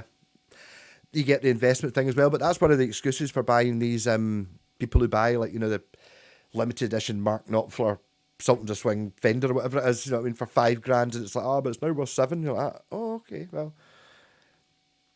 are you going to play it though? I don't know. It's all the entry level bullshit and every obsession. You reach the level of Gibson or Rolex, and then you discover you only got the entry level ones, so you need to aim higher and throw them more of your dough. All right, the entry level. Yeah, I kind of know what you mean. Yeah, I've just done the same with bikes again. Six mentioned. You know, it's like I've got a Trek and a Specialized, and it's like, yep. But that's like saying I've got a real Strat. Yep, Squire, because obviously you get like an American Fender, but it's the same with these bikes. You get one for £500, but you also get one for £5,000. But it's the same brand. Clever marketing. Yeah, well, that's what it's all about. But that's where it comes in with how do you make money? And it's like, I mean, my YouTube's kind of dying a wee bit of a death because I'm not playing that game, but I know exactly. You see, I keep seeing it, all these things. It's like, there is a way of being a successful YouTube channel and all that, and it just doesn't look like fun to me. Fuck that. You know, some of the 1970s date Rolex. I don't know. I mean, but ultimately it comes down to a Rolex. I mean, it's like you say, how can a watch just be worth it for telling the time? The classic, I can buy a Casio digital watch for a tenner or something like that, and it'll probably the battery will last longer or whatever. But I mean, go back to the head Sparrow in Game of Thrones when he used to make shoes, and people wanted a shoe that someone had spent 10,000 hours making. That was what they wanted. Didn't matter how good it was. It's something that took 10,000 hours to build. And that's kind of, I suppose, a wee bit with like the watches and stuff like that. You look at it and go, wow, that's so difficult to do. That must have been really difficult. Therefore, it's expensive. Does it actually make any difference to the function of the watch? Probably. You could probably argue that it's more enduring and stuff, but not really. Not in the, any watch is going to last 10 years sort of thing. You change the battery.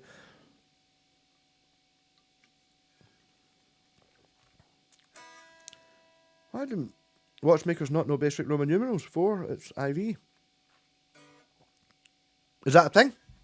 Is that a joke that I'm missing? I don't know. That's me. It's now 1:30. I think I'm gonna start the bucky then. Because I'm sitting there. I'm thinking of going and getting another coffee. What I was actually thinking of doing was I've got another, and I was going to have I've got 2 cups. Yeah, I was going to have another cup next to the kettle with the coffee and the sugar in it and a spoon, so that I could basically dip through, put the kettle on, and go back through and make another one. But I think I'll just drink my bucky instead. So that's how much bucky I didn't get through last night at Arthur Brown. But I believe there's actually some more. Oh, that must be 2 weeks ago. Yeah, see, I'm getting a drink at it. Ugh. I suppose it comes down to the old investment thing as well. You can still enjoy having them. My argument, you can maybe have a wee bit more with the guitar. It's like, oh, it's investment. Yeah, but I get to enjoy playing it while I've got it. But that's what it comes into. I remember seeing, was it that Lars, the wee bastard in Metallica, going into, he was buying fucking art as investments. And it was just going in and spending £1 million on a DiVaggio and all that shit. And it was like pure, all right, do you like that one? And he was like, not really, no. But the last one I bought it for 5 million and sold it for 10 last week. So, no, do you have it? I mean, it just goes into storage. You're like, ah, well, okay. What's the point in that? Whereas different if you sort of pure, oh, I've got myself a DiMarzio, an original DiMarzio painting, you know what I mean? And it's like you can actually look at it and you enjoy having it on your wall for 10 years, and it went from 5 million to 10 million, but you enjoyed having it. Oh, I don't buy anything if I don't like it, investment or not. Well, yeah. I'm trying to think. I'm thinking of things that probably would be. But that's what it comes down to. Like I bought a can of apple something. I can't, what was it?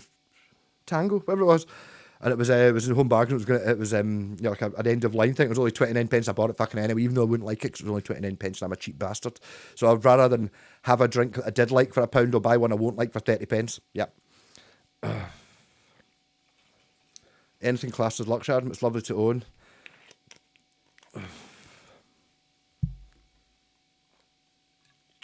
So the guitar to pay for car stuff. See, the car stuff you need though. Well, is it? Oh. Maybe I shouldn't have ordered that.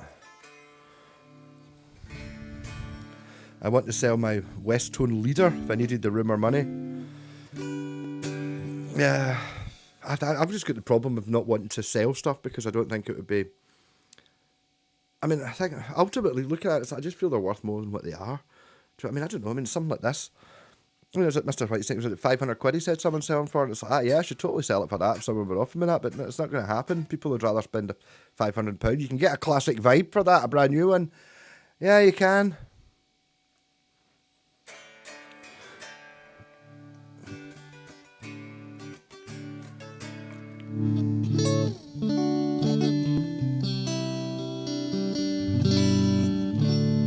Now we get into philosophy. Well, yeah. Yeah.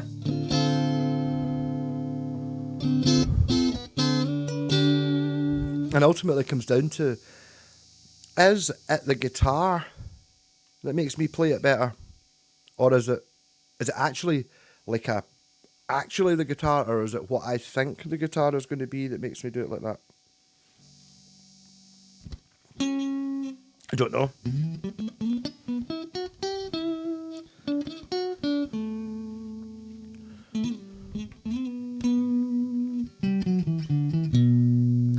But, I mean, I really can't see how much I'm enjoying playing the guitar just now. It's ridiculous.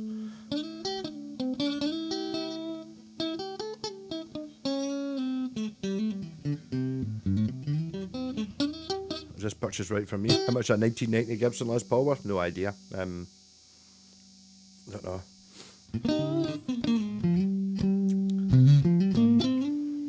Just now, a few youngsters have taken up guitars, a few bars, but now time to stockpile and wait for the millennials to grow up. Well, I know what you mean, yes, but it's the thing, I've talked about this before. The absolute prime time to buy a guitar is when it's at its lowest value, and that is not just now. That's where I got, like, see, the Ibanez. I got some Japanese Ibanez RGs round about, I think they're about 2003 or 2004. So you start looking at roughly about 20 years ago, 15, 20 years old.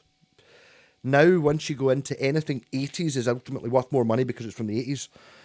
And it's just one of those things that, you know, things start off expensive and then they've still got some used residual value. Then once it becomes old, 15 years, voomf. Sorry, there's a box there, voomf, and then it starts coming back up again.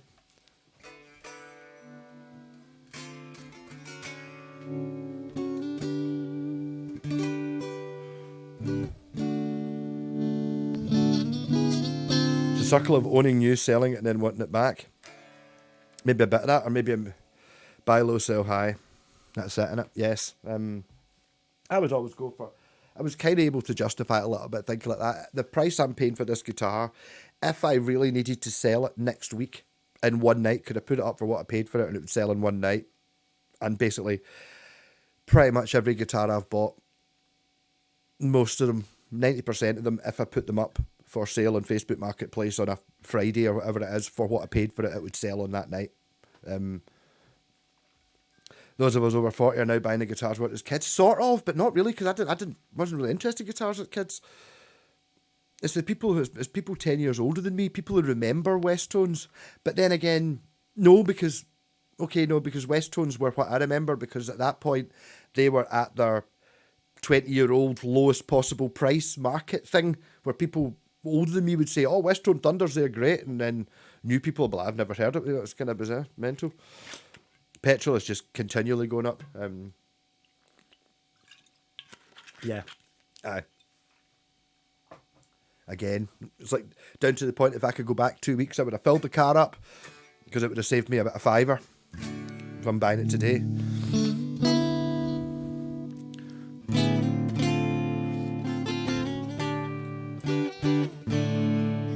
But I think it comes back to, I've sold a few guitars to exactly the right person. There is a person who had one when they were a teenager and they always regretted getting rid of it.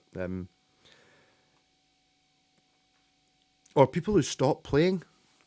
Like, quite a lot of people, played the guitar as a teenager and were next door neighbour in a band and stuff like that. And it's like, I just kind of... I just gave up on it, sold it, and then now they're kind of like, oh, I used to play. It was never... See, once I'd played the guitar for 3 weeks, I was never going to not play the guitar. I might not have hundreds of guitars, you know what I mean? I might still have just had one, but I would still have played it. It was really it wasn't something I had a choice in. It was like, no, I have to do this. And I think maybe it's a little bit of, obviously, can't have been good because I'd only played for a month or whatever, but felt that I was doing something. It was like I found it easy to achieve the next level. The guitar stuck to me, that's it, yeah. The thing is, I always had guitars and maybe didn't play it. But you see me pictures of when I was like, there's not very many pictures, you know, teenager and stuff like that. I've always got a guitar with me. Couldn't really play it, but just took it because it was cool. You know what I mean? It's just been like that.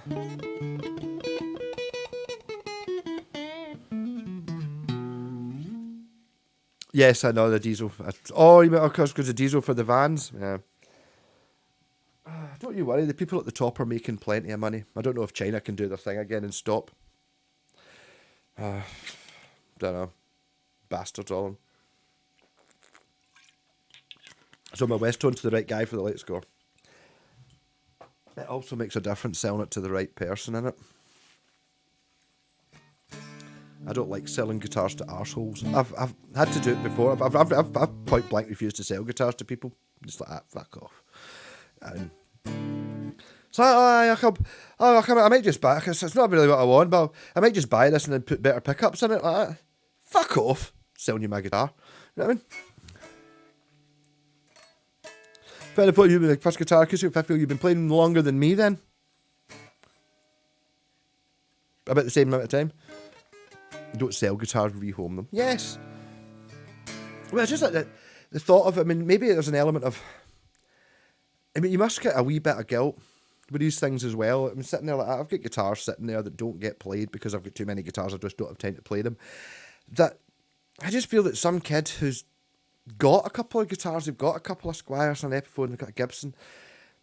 If they had like this, it's better than everything they've got. They would fucking love it. Do you know what I mean? But maybe not because, as I said, you know, you've got the perception thing.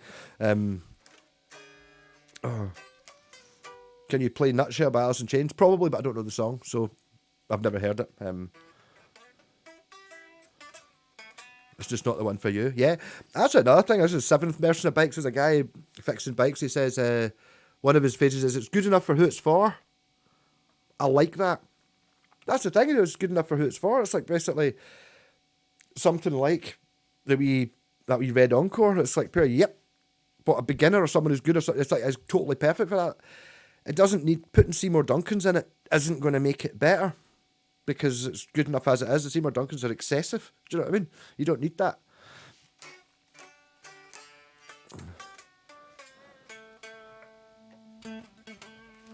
Some guitars want it, but you know, it's like an unused, unbuilt pair of bodies and necks, never been painted, not whole, still just ready to become guitars. I'm going to bring 5. Sounds good, yeah, totally. Is that like a kit though?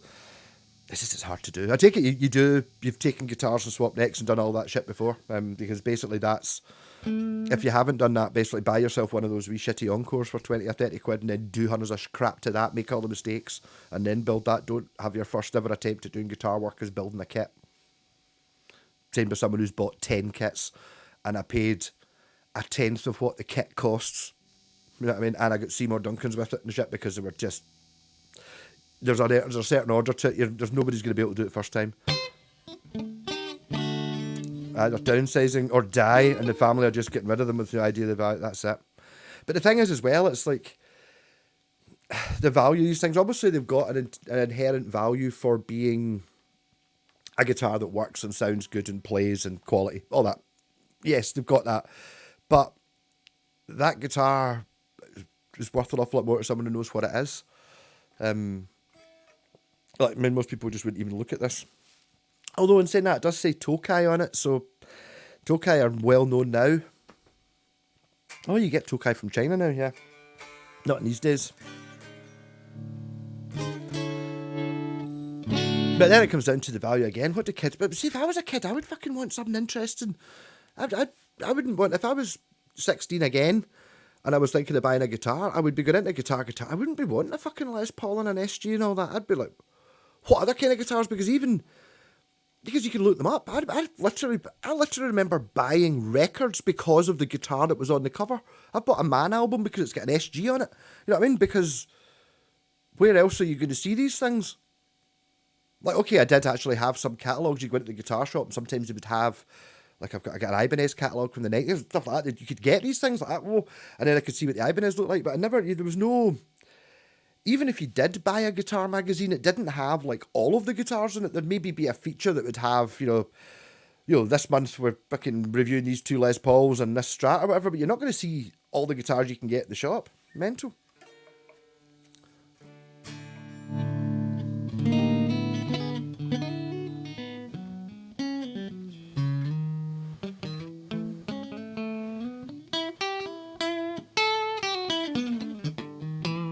Yeah, Choka, do you know, what do you think of the tone of this one, Steve? I don't know if you know what this is.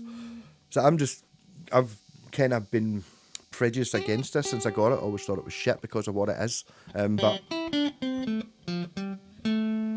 now don't think it sounds any different. Okay, it sounds different, but not, you know, it's 10% different from that Strat, but so is the Roadster, it's 10% different from that Strat. Maybe not in the same direction, it's not miles away, you know what I mean? It's not completely different.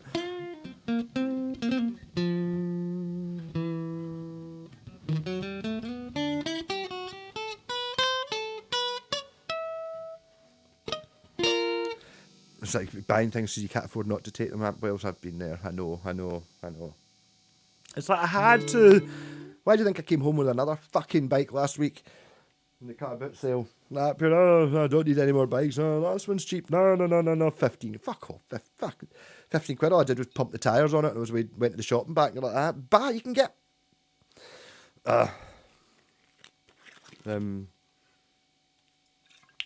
It sounds fine, but can you guess the wood? The tone wood.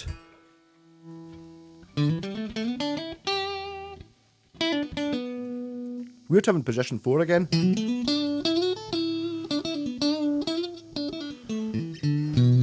I've actually wired this one. It had a coil tap switch in it, just for the humbucker, but I've made it so it's in the middle position. You've got your humbucker. Not an in-tune humbucker. No, Stevie, you missed it. Well, there you go. So it's not that obvious then, Stevie. Basically, it's rosewood, as in it's got a rosewood fingerboard. No other wood is used in the building of this guitar. This is proper fucking. It's like plastic and it's got a carbon fibre neck. Yeah, let's see. And that kind of fits in like a dovetail joint. And if you look, you know, you get like on a battery compartment, you get the wee clip that clips into the back. That's how the back plate's held in. It kind of clips in with 2 prongs. It's got like a wee lever like a battery compartment. Yeah, most advanced technology. But I couldn't get past the fact that it was plastic. But now, like, okay, now I've told you, does it actually sound different? Does it now sound like it's plastic? Sorry. Single coil. And then Gilmore.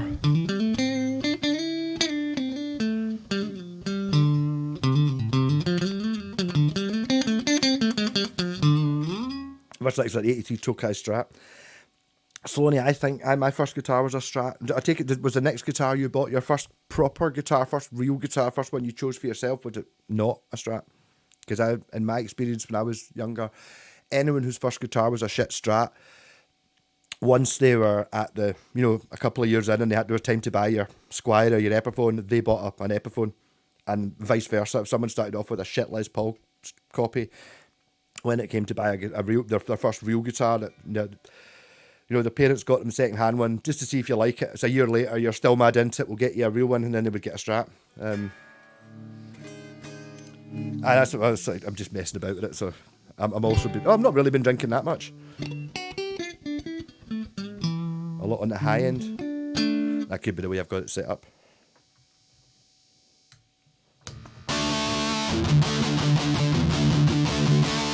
Like how much of that is my poor taste in choosing it. Headphone say tone, yeah, but I mean,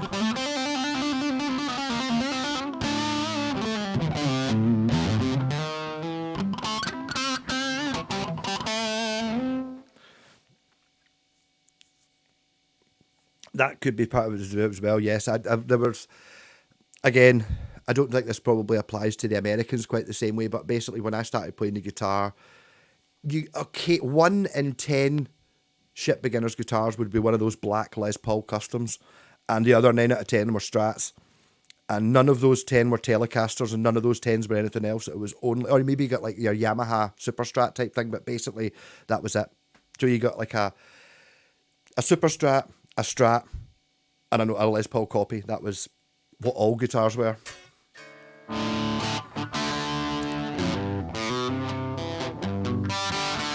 But I couldn't understand Strats. I was talking about the first one I ever bought, which was in Guitar. It was a Squire, but like it was an E series, so it was like really vintage. Like it was only £100 and sitting in the shop. It was fucking brilliant, but it was a real struggle. I mean, I could play Stratty things on it, but I couldn't play anything else on it. So up here, oh, here we go, I'll play some Dire Straits, right? I'm going to play some Sabbath. I'll get another guitar. I was like, now you can play anything on anything, really. The Plague of the Black Strat. See, to be honest, I think red Strats used to be more popular than... I remember all shit Strats being red. Don't see very many of them now. I've got a wee Encore one there, but they're all black. I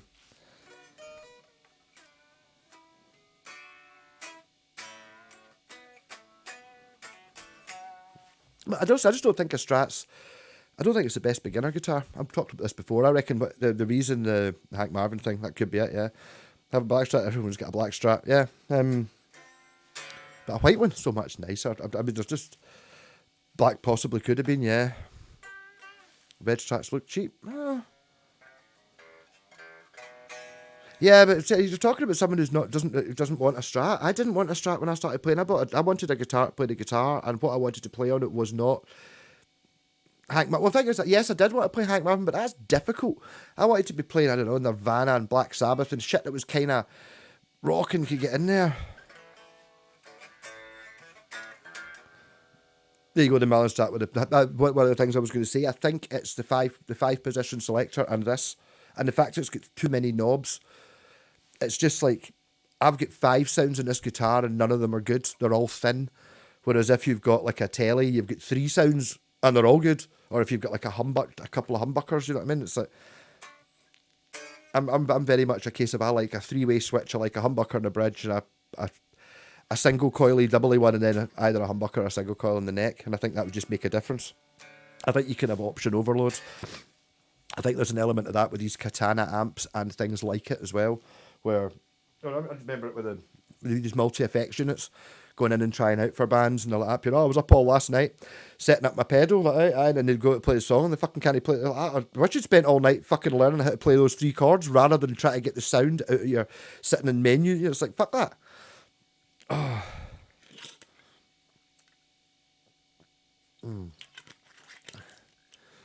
Okay. Yeah, but just because it might not have been right for you. Oh, there you go. This is a Strat that's got a humbucker in it. It's fine. I'm kind of getting used to it. I'm loving Strats because of that wee Encore I've been playing in the kitchen. They seem dead comfortable. They never really did before. I think the best new beginner cheap guitar there is the Squire Mustang. It's hard to get 2 pickups, 3-way switch, volume tone. It's also the thing I've got to get. It's a wee bit annoying about it is you can't put a push-pull pot in it because it's too thin. But yeah, I remember it came out in blue as well. I thought it was a fucking amazing guitar. Yes, as you say, 2 humbuckers. What I would put in it would be absolutely perfect. But because it's kind of more of a duosonic than a Mustang, I would want the coil split so you could get the 2 single coils with a 3-way lever, or you could have the 2 humbuckers. And apart from that, yeah, fantastic guitar. But you don't get them cheap. They were never cheap second hand. That's the thing about Strats. If you're even just completely, I'm thinking of buying a guitar, should I buy a Squire entry level? How much is the entry level? £150 for the cheapest Squire. Should I get the Tele or the Strat? Should I get a black Strat or should I get the Tele? And what colour should I get? You should buy a Tele, because the Tele will not be worth £60 in 2 years' time, whereas the Strat will. First was a new Ibanez Blazer Yoakum. Yeah, that's a bit mental getting a good guitar. That must have just been a chance though. Taylor Towers.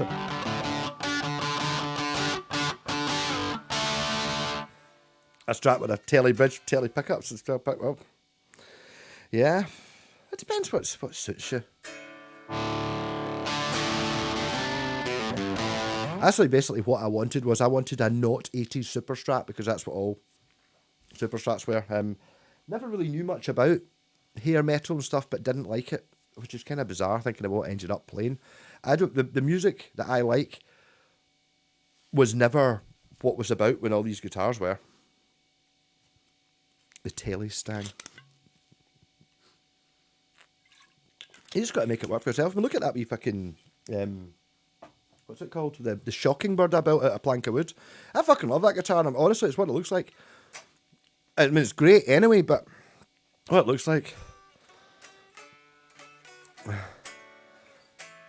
Single humbucker in the man's super hot 14k beast with one volume and one tone and forced to tame it still and fits. I get it. I understand that. I was playing the Roadster.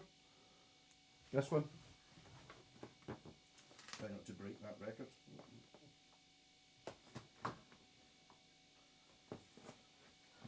That was the plan here, but it turned out I had actually, last time I was in, I put a switch in it, so I've got this coil, both, or this coil, so I do have single coils, which is cheating, I know, but the thing is, I mean, we're only going back 6 months or a year when I got that. It was very much in my style of when I started playing the really wanky, clean stuff on the single coil things. And it's just like, just having a humbucker wasn't good enough. You need distortion. But you're right, you can get there by turning the volume down a wee bit, not hitting it as hard.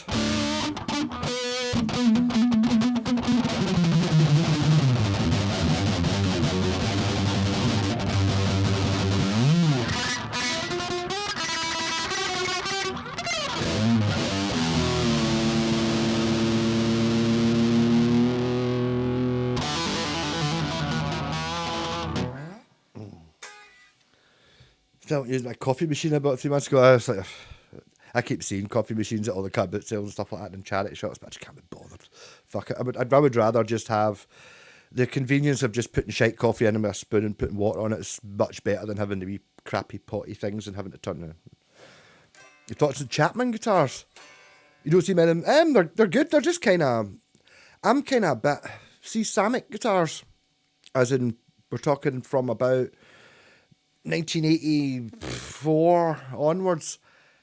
That's what they are. But I kind of get that's what Korean guitars are to me. So any guitar that's Korean kind of feels like my first Epiphone or the Hondos or anything like that. And it's like I can, if you let me play a guitar, it's like, yeah, it's a Samick. You know what I mean? Or very equivalent level. I can also tell a Japanese guitar and stuff like that. But I mean, it's that.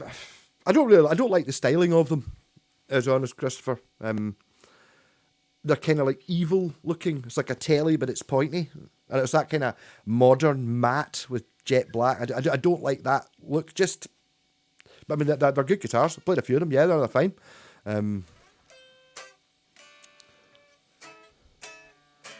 Not a telly guy selling a Roadster to buy a Fender neck for an offset telly. Go figure. Really, you sell what Roadster are you selling? It's cold in Australia. Is that because it's the middle of the winter, though? Is that how it works?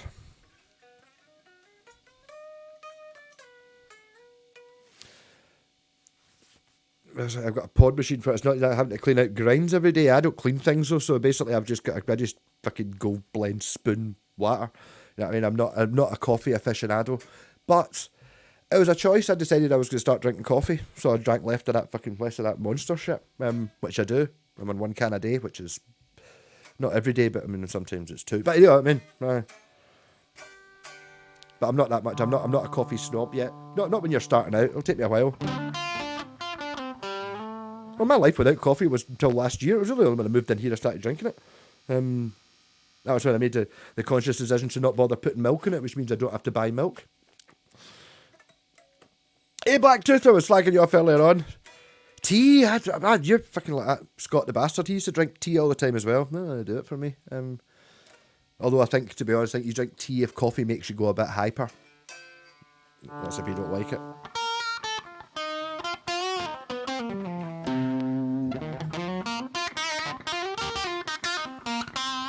Well, that was one of the things that happened at Download this year. there was coffee making facilities, and it was like we were pretty fucking stoned and drunk and hot and knackered the whole time, and the coffee was like pure. Oh, it was like we were really one of those things that you don't really understand if you're not a coffee person. I've been a coffee person for like almost a year now. It's like pure, yeah, I get it. Sometimes a cup of coffee is really nice.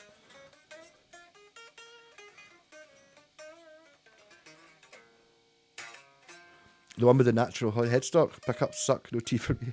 I can't treat it. It makes me ill, and I can't drink energy drinks often as they give me a stomach ulcer years ago. Copper. Well, there you go. Yes, I mean, there's perfectly good reasons for not partaking in it. Yes. So it was like Father Ted. It was like, Mrs. Doyle, would you like a cup of tea, Father? I was like, no, I've got this rare disease where if I drink a cup of tea, there's a 1 in 10 chance I'll actually die. All right, I'll make you one anyway then, see if you change your mind. Yep.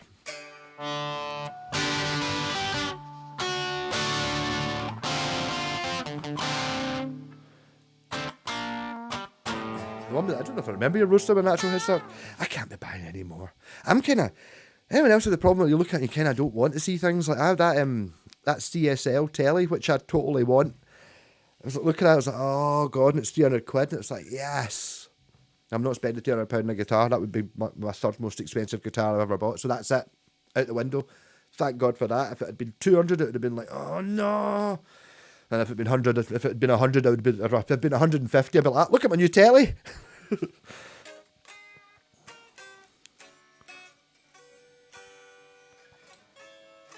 Use a handsaw to saw branches, but a small chainsaw. What do you say, a cup for a feck off cup? Yes. I'm not a big fan of tea. No. See the number of things in China that are tea. I was the first time I went over like that, right. Took a toothbrush, didn't take toothpaste, in the fucking bathroom as you do. Colgate, that's fine. Shush, dush. Look at the Colgate. It's got like the mint leaf. No, it's a tea. So basically tea flavoured Colgate. Okay. And lots of tea flavoured other things. Could you get tea crisps? I think you might have been able to get tea flavoured crisps. You know, things that you go, what's this obsession with tea? I never understood it as a kid. Hey Matt Tatter, how's it going? We're now discussing the values of tea. We've just done coffee. Tea's no as good.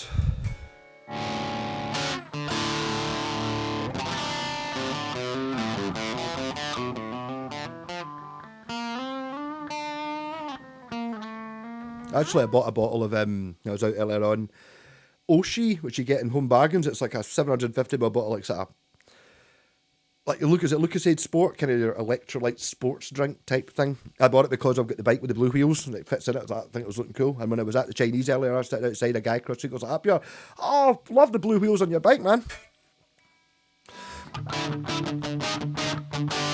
Iced tea. The big white telephone. I've never heard of the big white telephone before. I quite like that. Yeah, sometimes I just don't agree with you. I used to really love, it's probably going more for what you don't want to know, Apple Tango, remember that? And I really like the taste of Apple Tango, but see, for some reason, cider doesn't.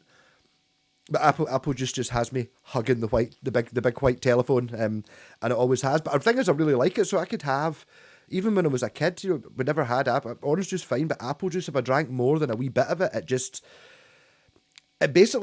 pissed it out. Saying it nicely, 10 minutes later, and it totally stank of apple juice. It's like my body just went, nope, get that out right now. Didn't you say you started cycling? 7 times I've mentioned bikes tonight. Yes, I'm loving it. 4 and Huey, yes, and Ralph. Yeah, I've heard from shouting for Huey. Yeah. No, cycling's my new thing. It's kind of scary a bit getting the addictive thing though, because I'm just that much fitter. Even though I'm not fit, it's just much better. Oh, someone I know there. You can vet a new note, tea which is higher than every other note, but inherently boring garbage water. Really, come on here. You're invited down. I've got bikes. We're going up bikes. I just did the Roman forts yesterday. But I've got plenty. You can choose which one you want. Hey, Matt Tatter, what kind of that mate? This is a Most Advanced Technology series Tokai from about 1985. Carbon fibre neck and Fibertech fiberglass body. It's hollow and full of foam. There's something on my hair bag. I had plenty of tang.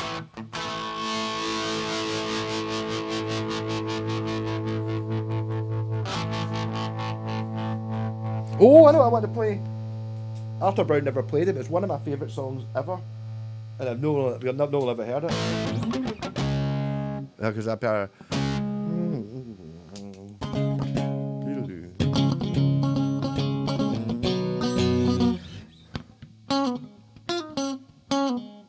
I can't remember how to play it now.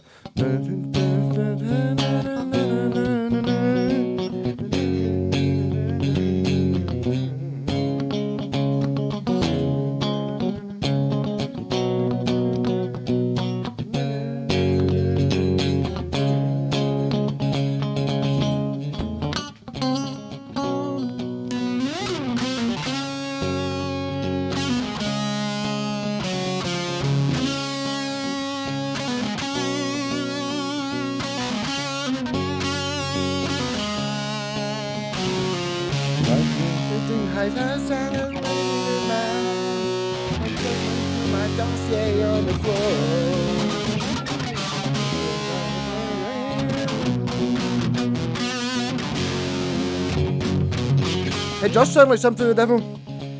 That's what's thrown me. The thing is, it's annoying me, but it's got the most amazing riff.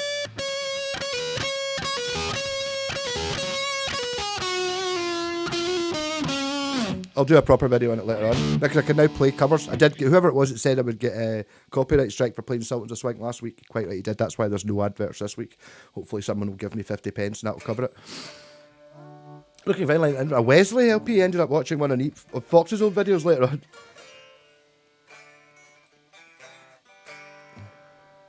Oh, Foxy as in not Blacktooth Foxy, other Foxy. I saw him, what was it? He put videos up. He'd put videos up of, like, was it an ice rink performance thing or something a couple of months ago? I don't know, good he's in a band, amazing. But a 90s Jackson Grover super strap with a single slanted humbucker on the bridge. Well, there you go, Matt. You may as well make it for yourself. I remember I've actually got a Wesley acrylic bass, a purple acrylic bass. It's very heavy. It's a 5-string.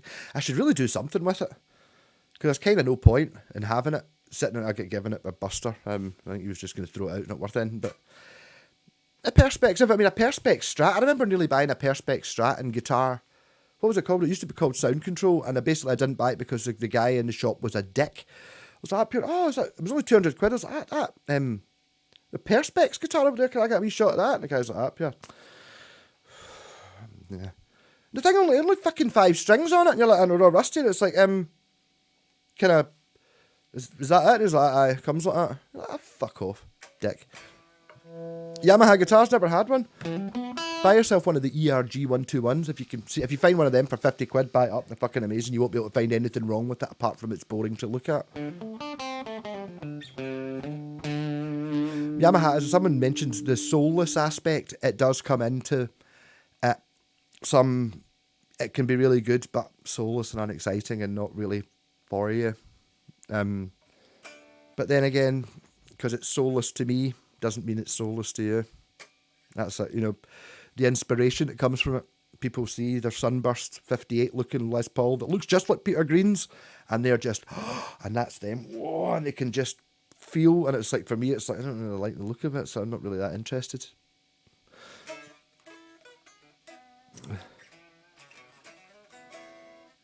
Watched a few older videos for the last few years, especially like the Washburn Flying V-style guitars. Must be, the Explorer type, the stage series. My Yamaha broad bass, I don't like the look of the broad bass. I mean, they're amazing basses, but it's like, I'll just go for being super offensive. It's like when you see like a shorter person, their legs are short, their arms are short, but their torso seems the right size, and they've got a big head. That's quite offensive, but that's kind of what I think with the broad bass is. It's kind of like It's like the proportions aren't right. Or when you see like the wee Music Master bass with the full size headstock on it, it's not quite right.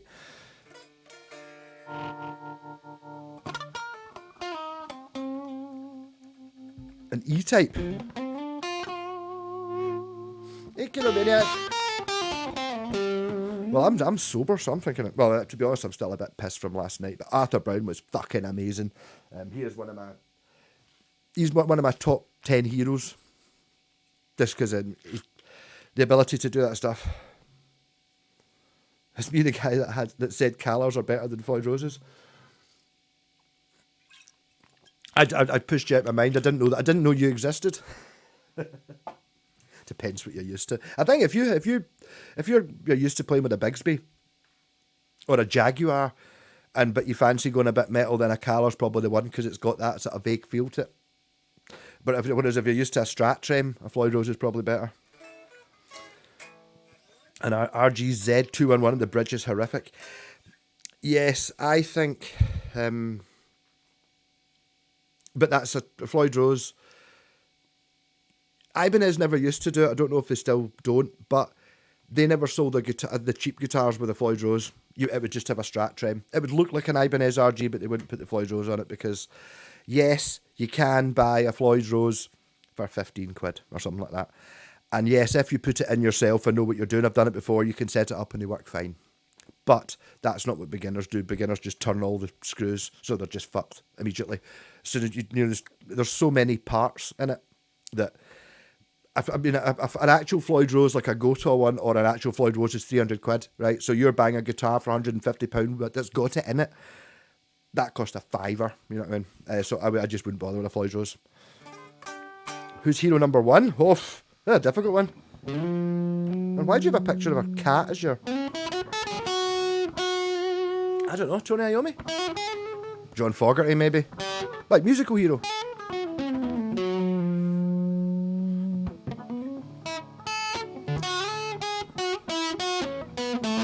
Your setup was quite different. Yeah, I've moved here now. I've got it. I've got a USB recording audio device rather than just a mic. I've still just using a webcam. I should really use cameras and stuff. The thought of spending a couple of hours recording a video and then another 5 hours editing it to put out a 10-minute video. Oh, but you'll get lots of views. Yeah, fuck it. I would rather just hit record it for 20 minutes and then, assuming I don't fall over or it doesn't go on fire, just put it out and fuck it. There you go. Edit it yourself if you want to.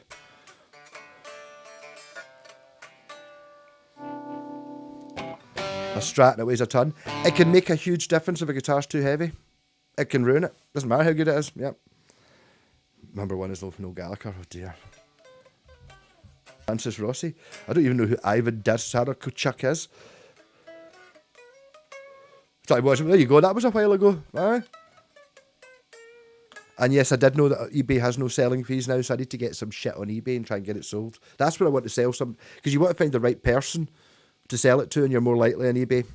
It's also for buying it. I don't know. If I could find someone that had a guitar like this, because I couldn't find it anywhere. This doesn't exist. You can get guitars that look like it.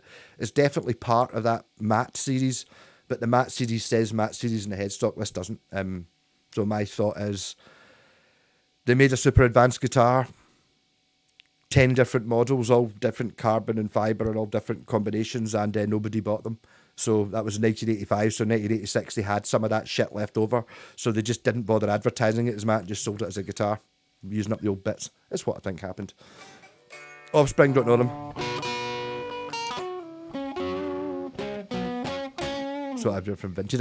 I've got some stuff that I need to sell on Vintage. I keep buying clothes, I can't help it, I don't like it. Okay, Arthur Brown be my number one singer. Number one keyboard might be Vincent Crane. That's two people in the Crazy World, Arthur Brown. The problem is I've stopped looking. I don't look for guitars on eBay. I used to. That's what I got them for the first. But I was, as Solly said, when I was up in the loft, that was basically I would spend lunch times when I was going over on the ferry over to Dunoon looking on Marketplace and eBay on my phone. and that's where they would all come from. And then I stopped 5 years ago, more than that, and then they started appearing out of nowhere, and people stopped offering. People, I've got agents all over the place that would send me interesting ones.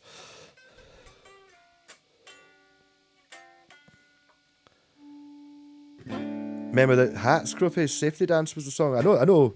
Sorry. You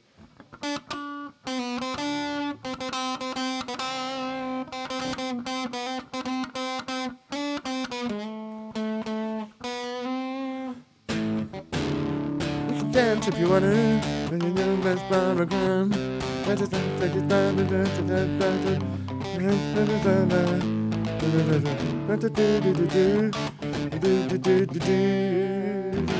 Not Lone Ranger, Sloan Ranger.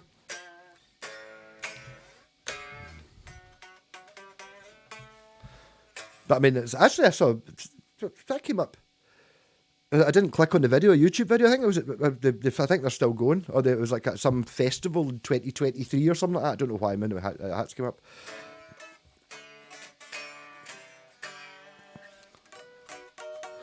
Yep. So, seeing as I'm sober, I'm going to call it a night. 10 o'clock. I'm much better on the guitar when I've not been drinking now. It's like I've also not jittered about the same way. Oh, Fast and Furious. I should make a Fast and Furious guitar for guitars. That'd be amazing. How would you do it? Would you just be, I don't know, like street guitar battles or something when you're playing with pink slips? Who would you have to impress though? Because who's to say? Because Noel Gallagher sold a lot of records, so he would beat me in a guitar solo thing. Yeah, no, you're fucking amazing. Oh, fucking hell, wow. It's like you've changed the chord, but you're still strumming exactly the same. Woo.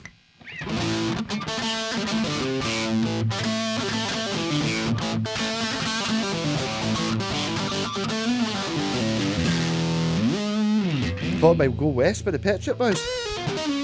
I did think that was quite funny when it's actually by it was what was it, Live Aid they played it at? No, Live 8. There's one where they're Pet Shop Boys maybe about 10 years ago or something like that doing it in Moscow. It's like Go West, but I think it's a Village People song.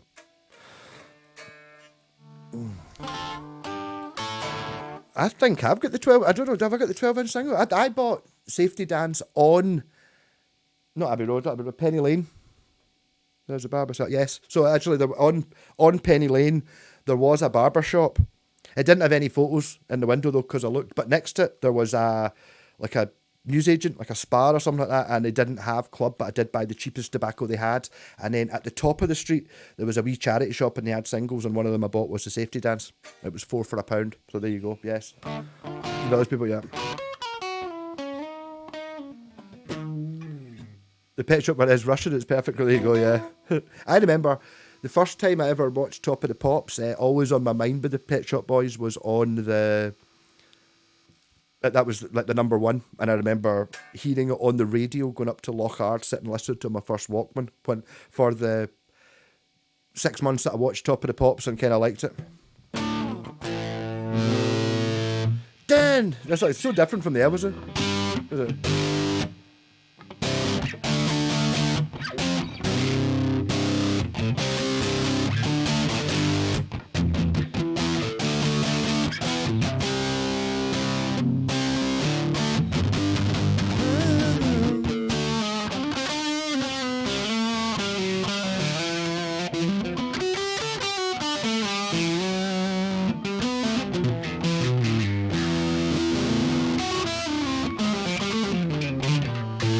But I should really try to work some of this shit out in the guitar.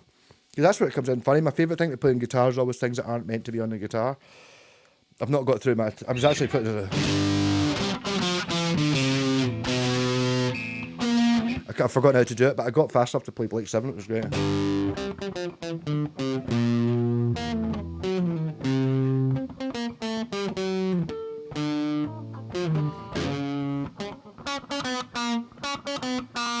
No. Oh, I remember Orinoco Flow. That was very much a similar sort of time. Hum bum bum bum bum bum bum bum bum bum bum bum bum bum. Ha ha. I always liked it. And she wore a dress made of wallpaper with wallpaper behind her. Yep.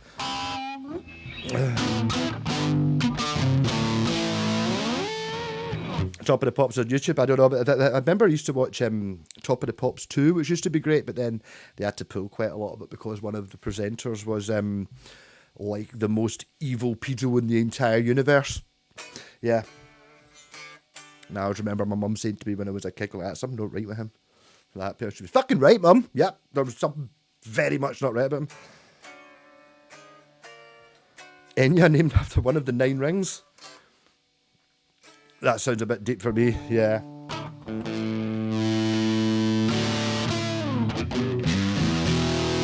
Top of the Pops 2 was great. Remember I used to just do Top of the Pops? Me and my pal used to have a great time watching it. And I think they used to do it, it was like literally 20 years ago this week. Edition of Top of the Pops. It wasn't like any sort of compilation things. It was like a sort of... It was just... It is, 2000, August 2000, so this is August 1980 instead. And it was like, just spot the Japanese guitar, and there's Washburns and the weird Gibsons, the Corvus and all that. And it's like, there's very few what you would class as normal guitars. Great fun. Right, I'm going to... it's 22:12, not quite rushed, but... I'm going to kill it. Rock on, and cheers for joining in and being participants.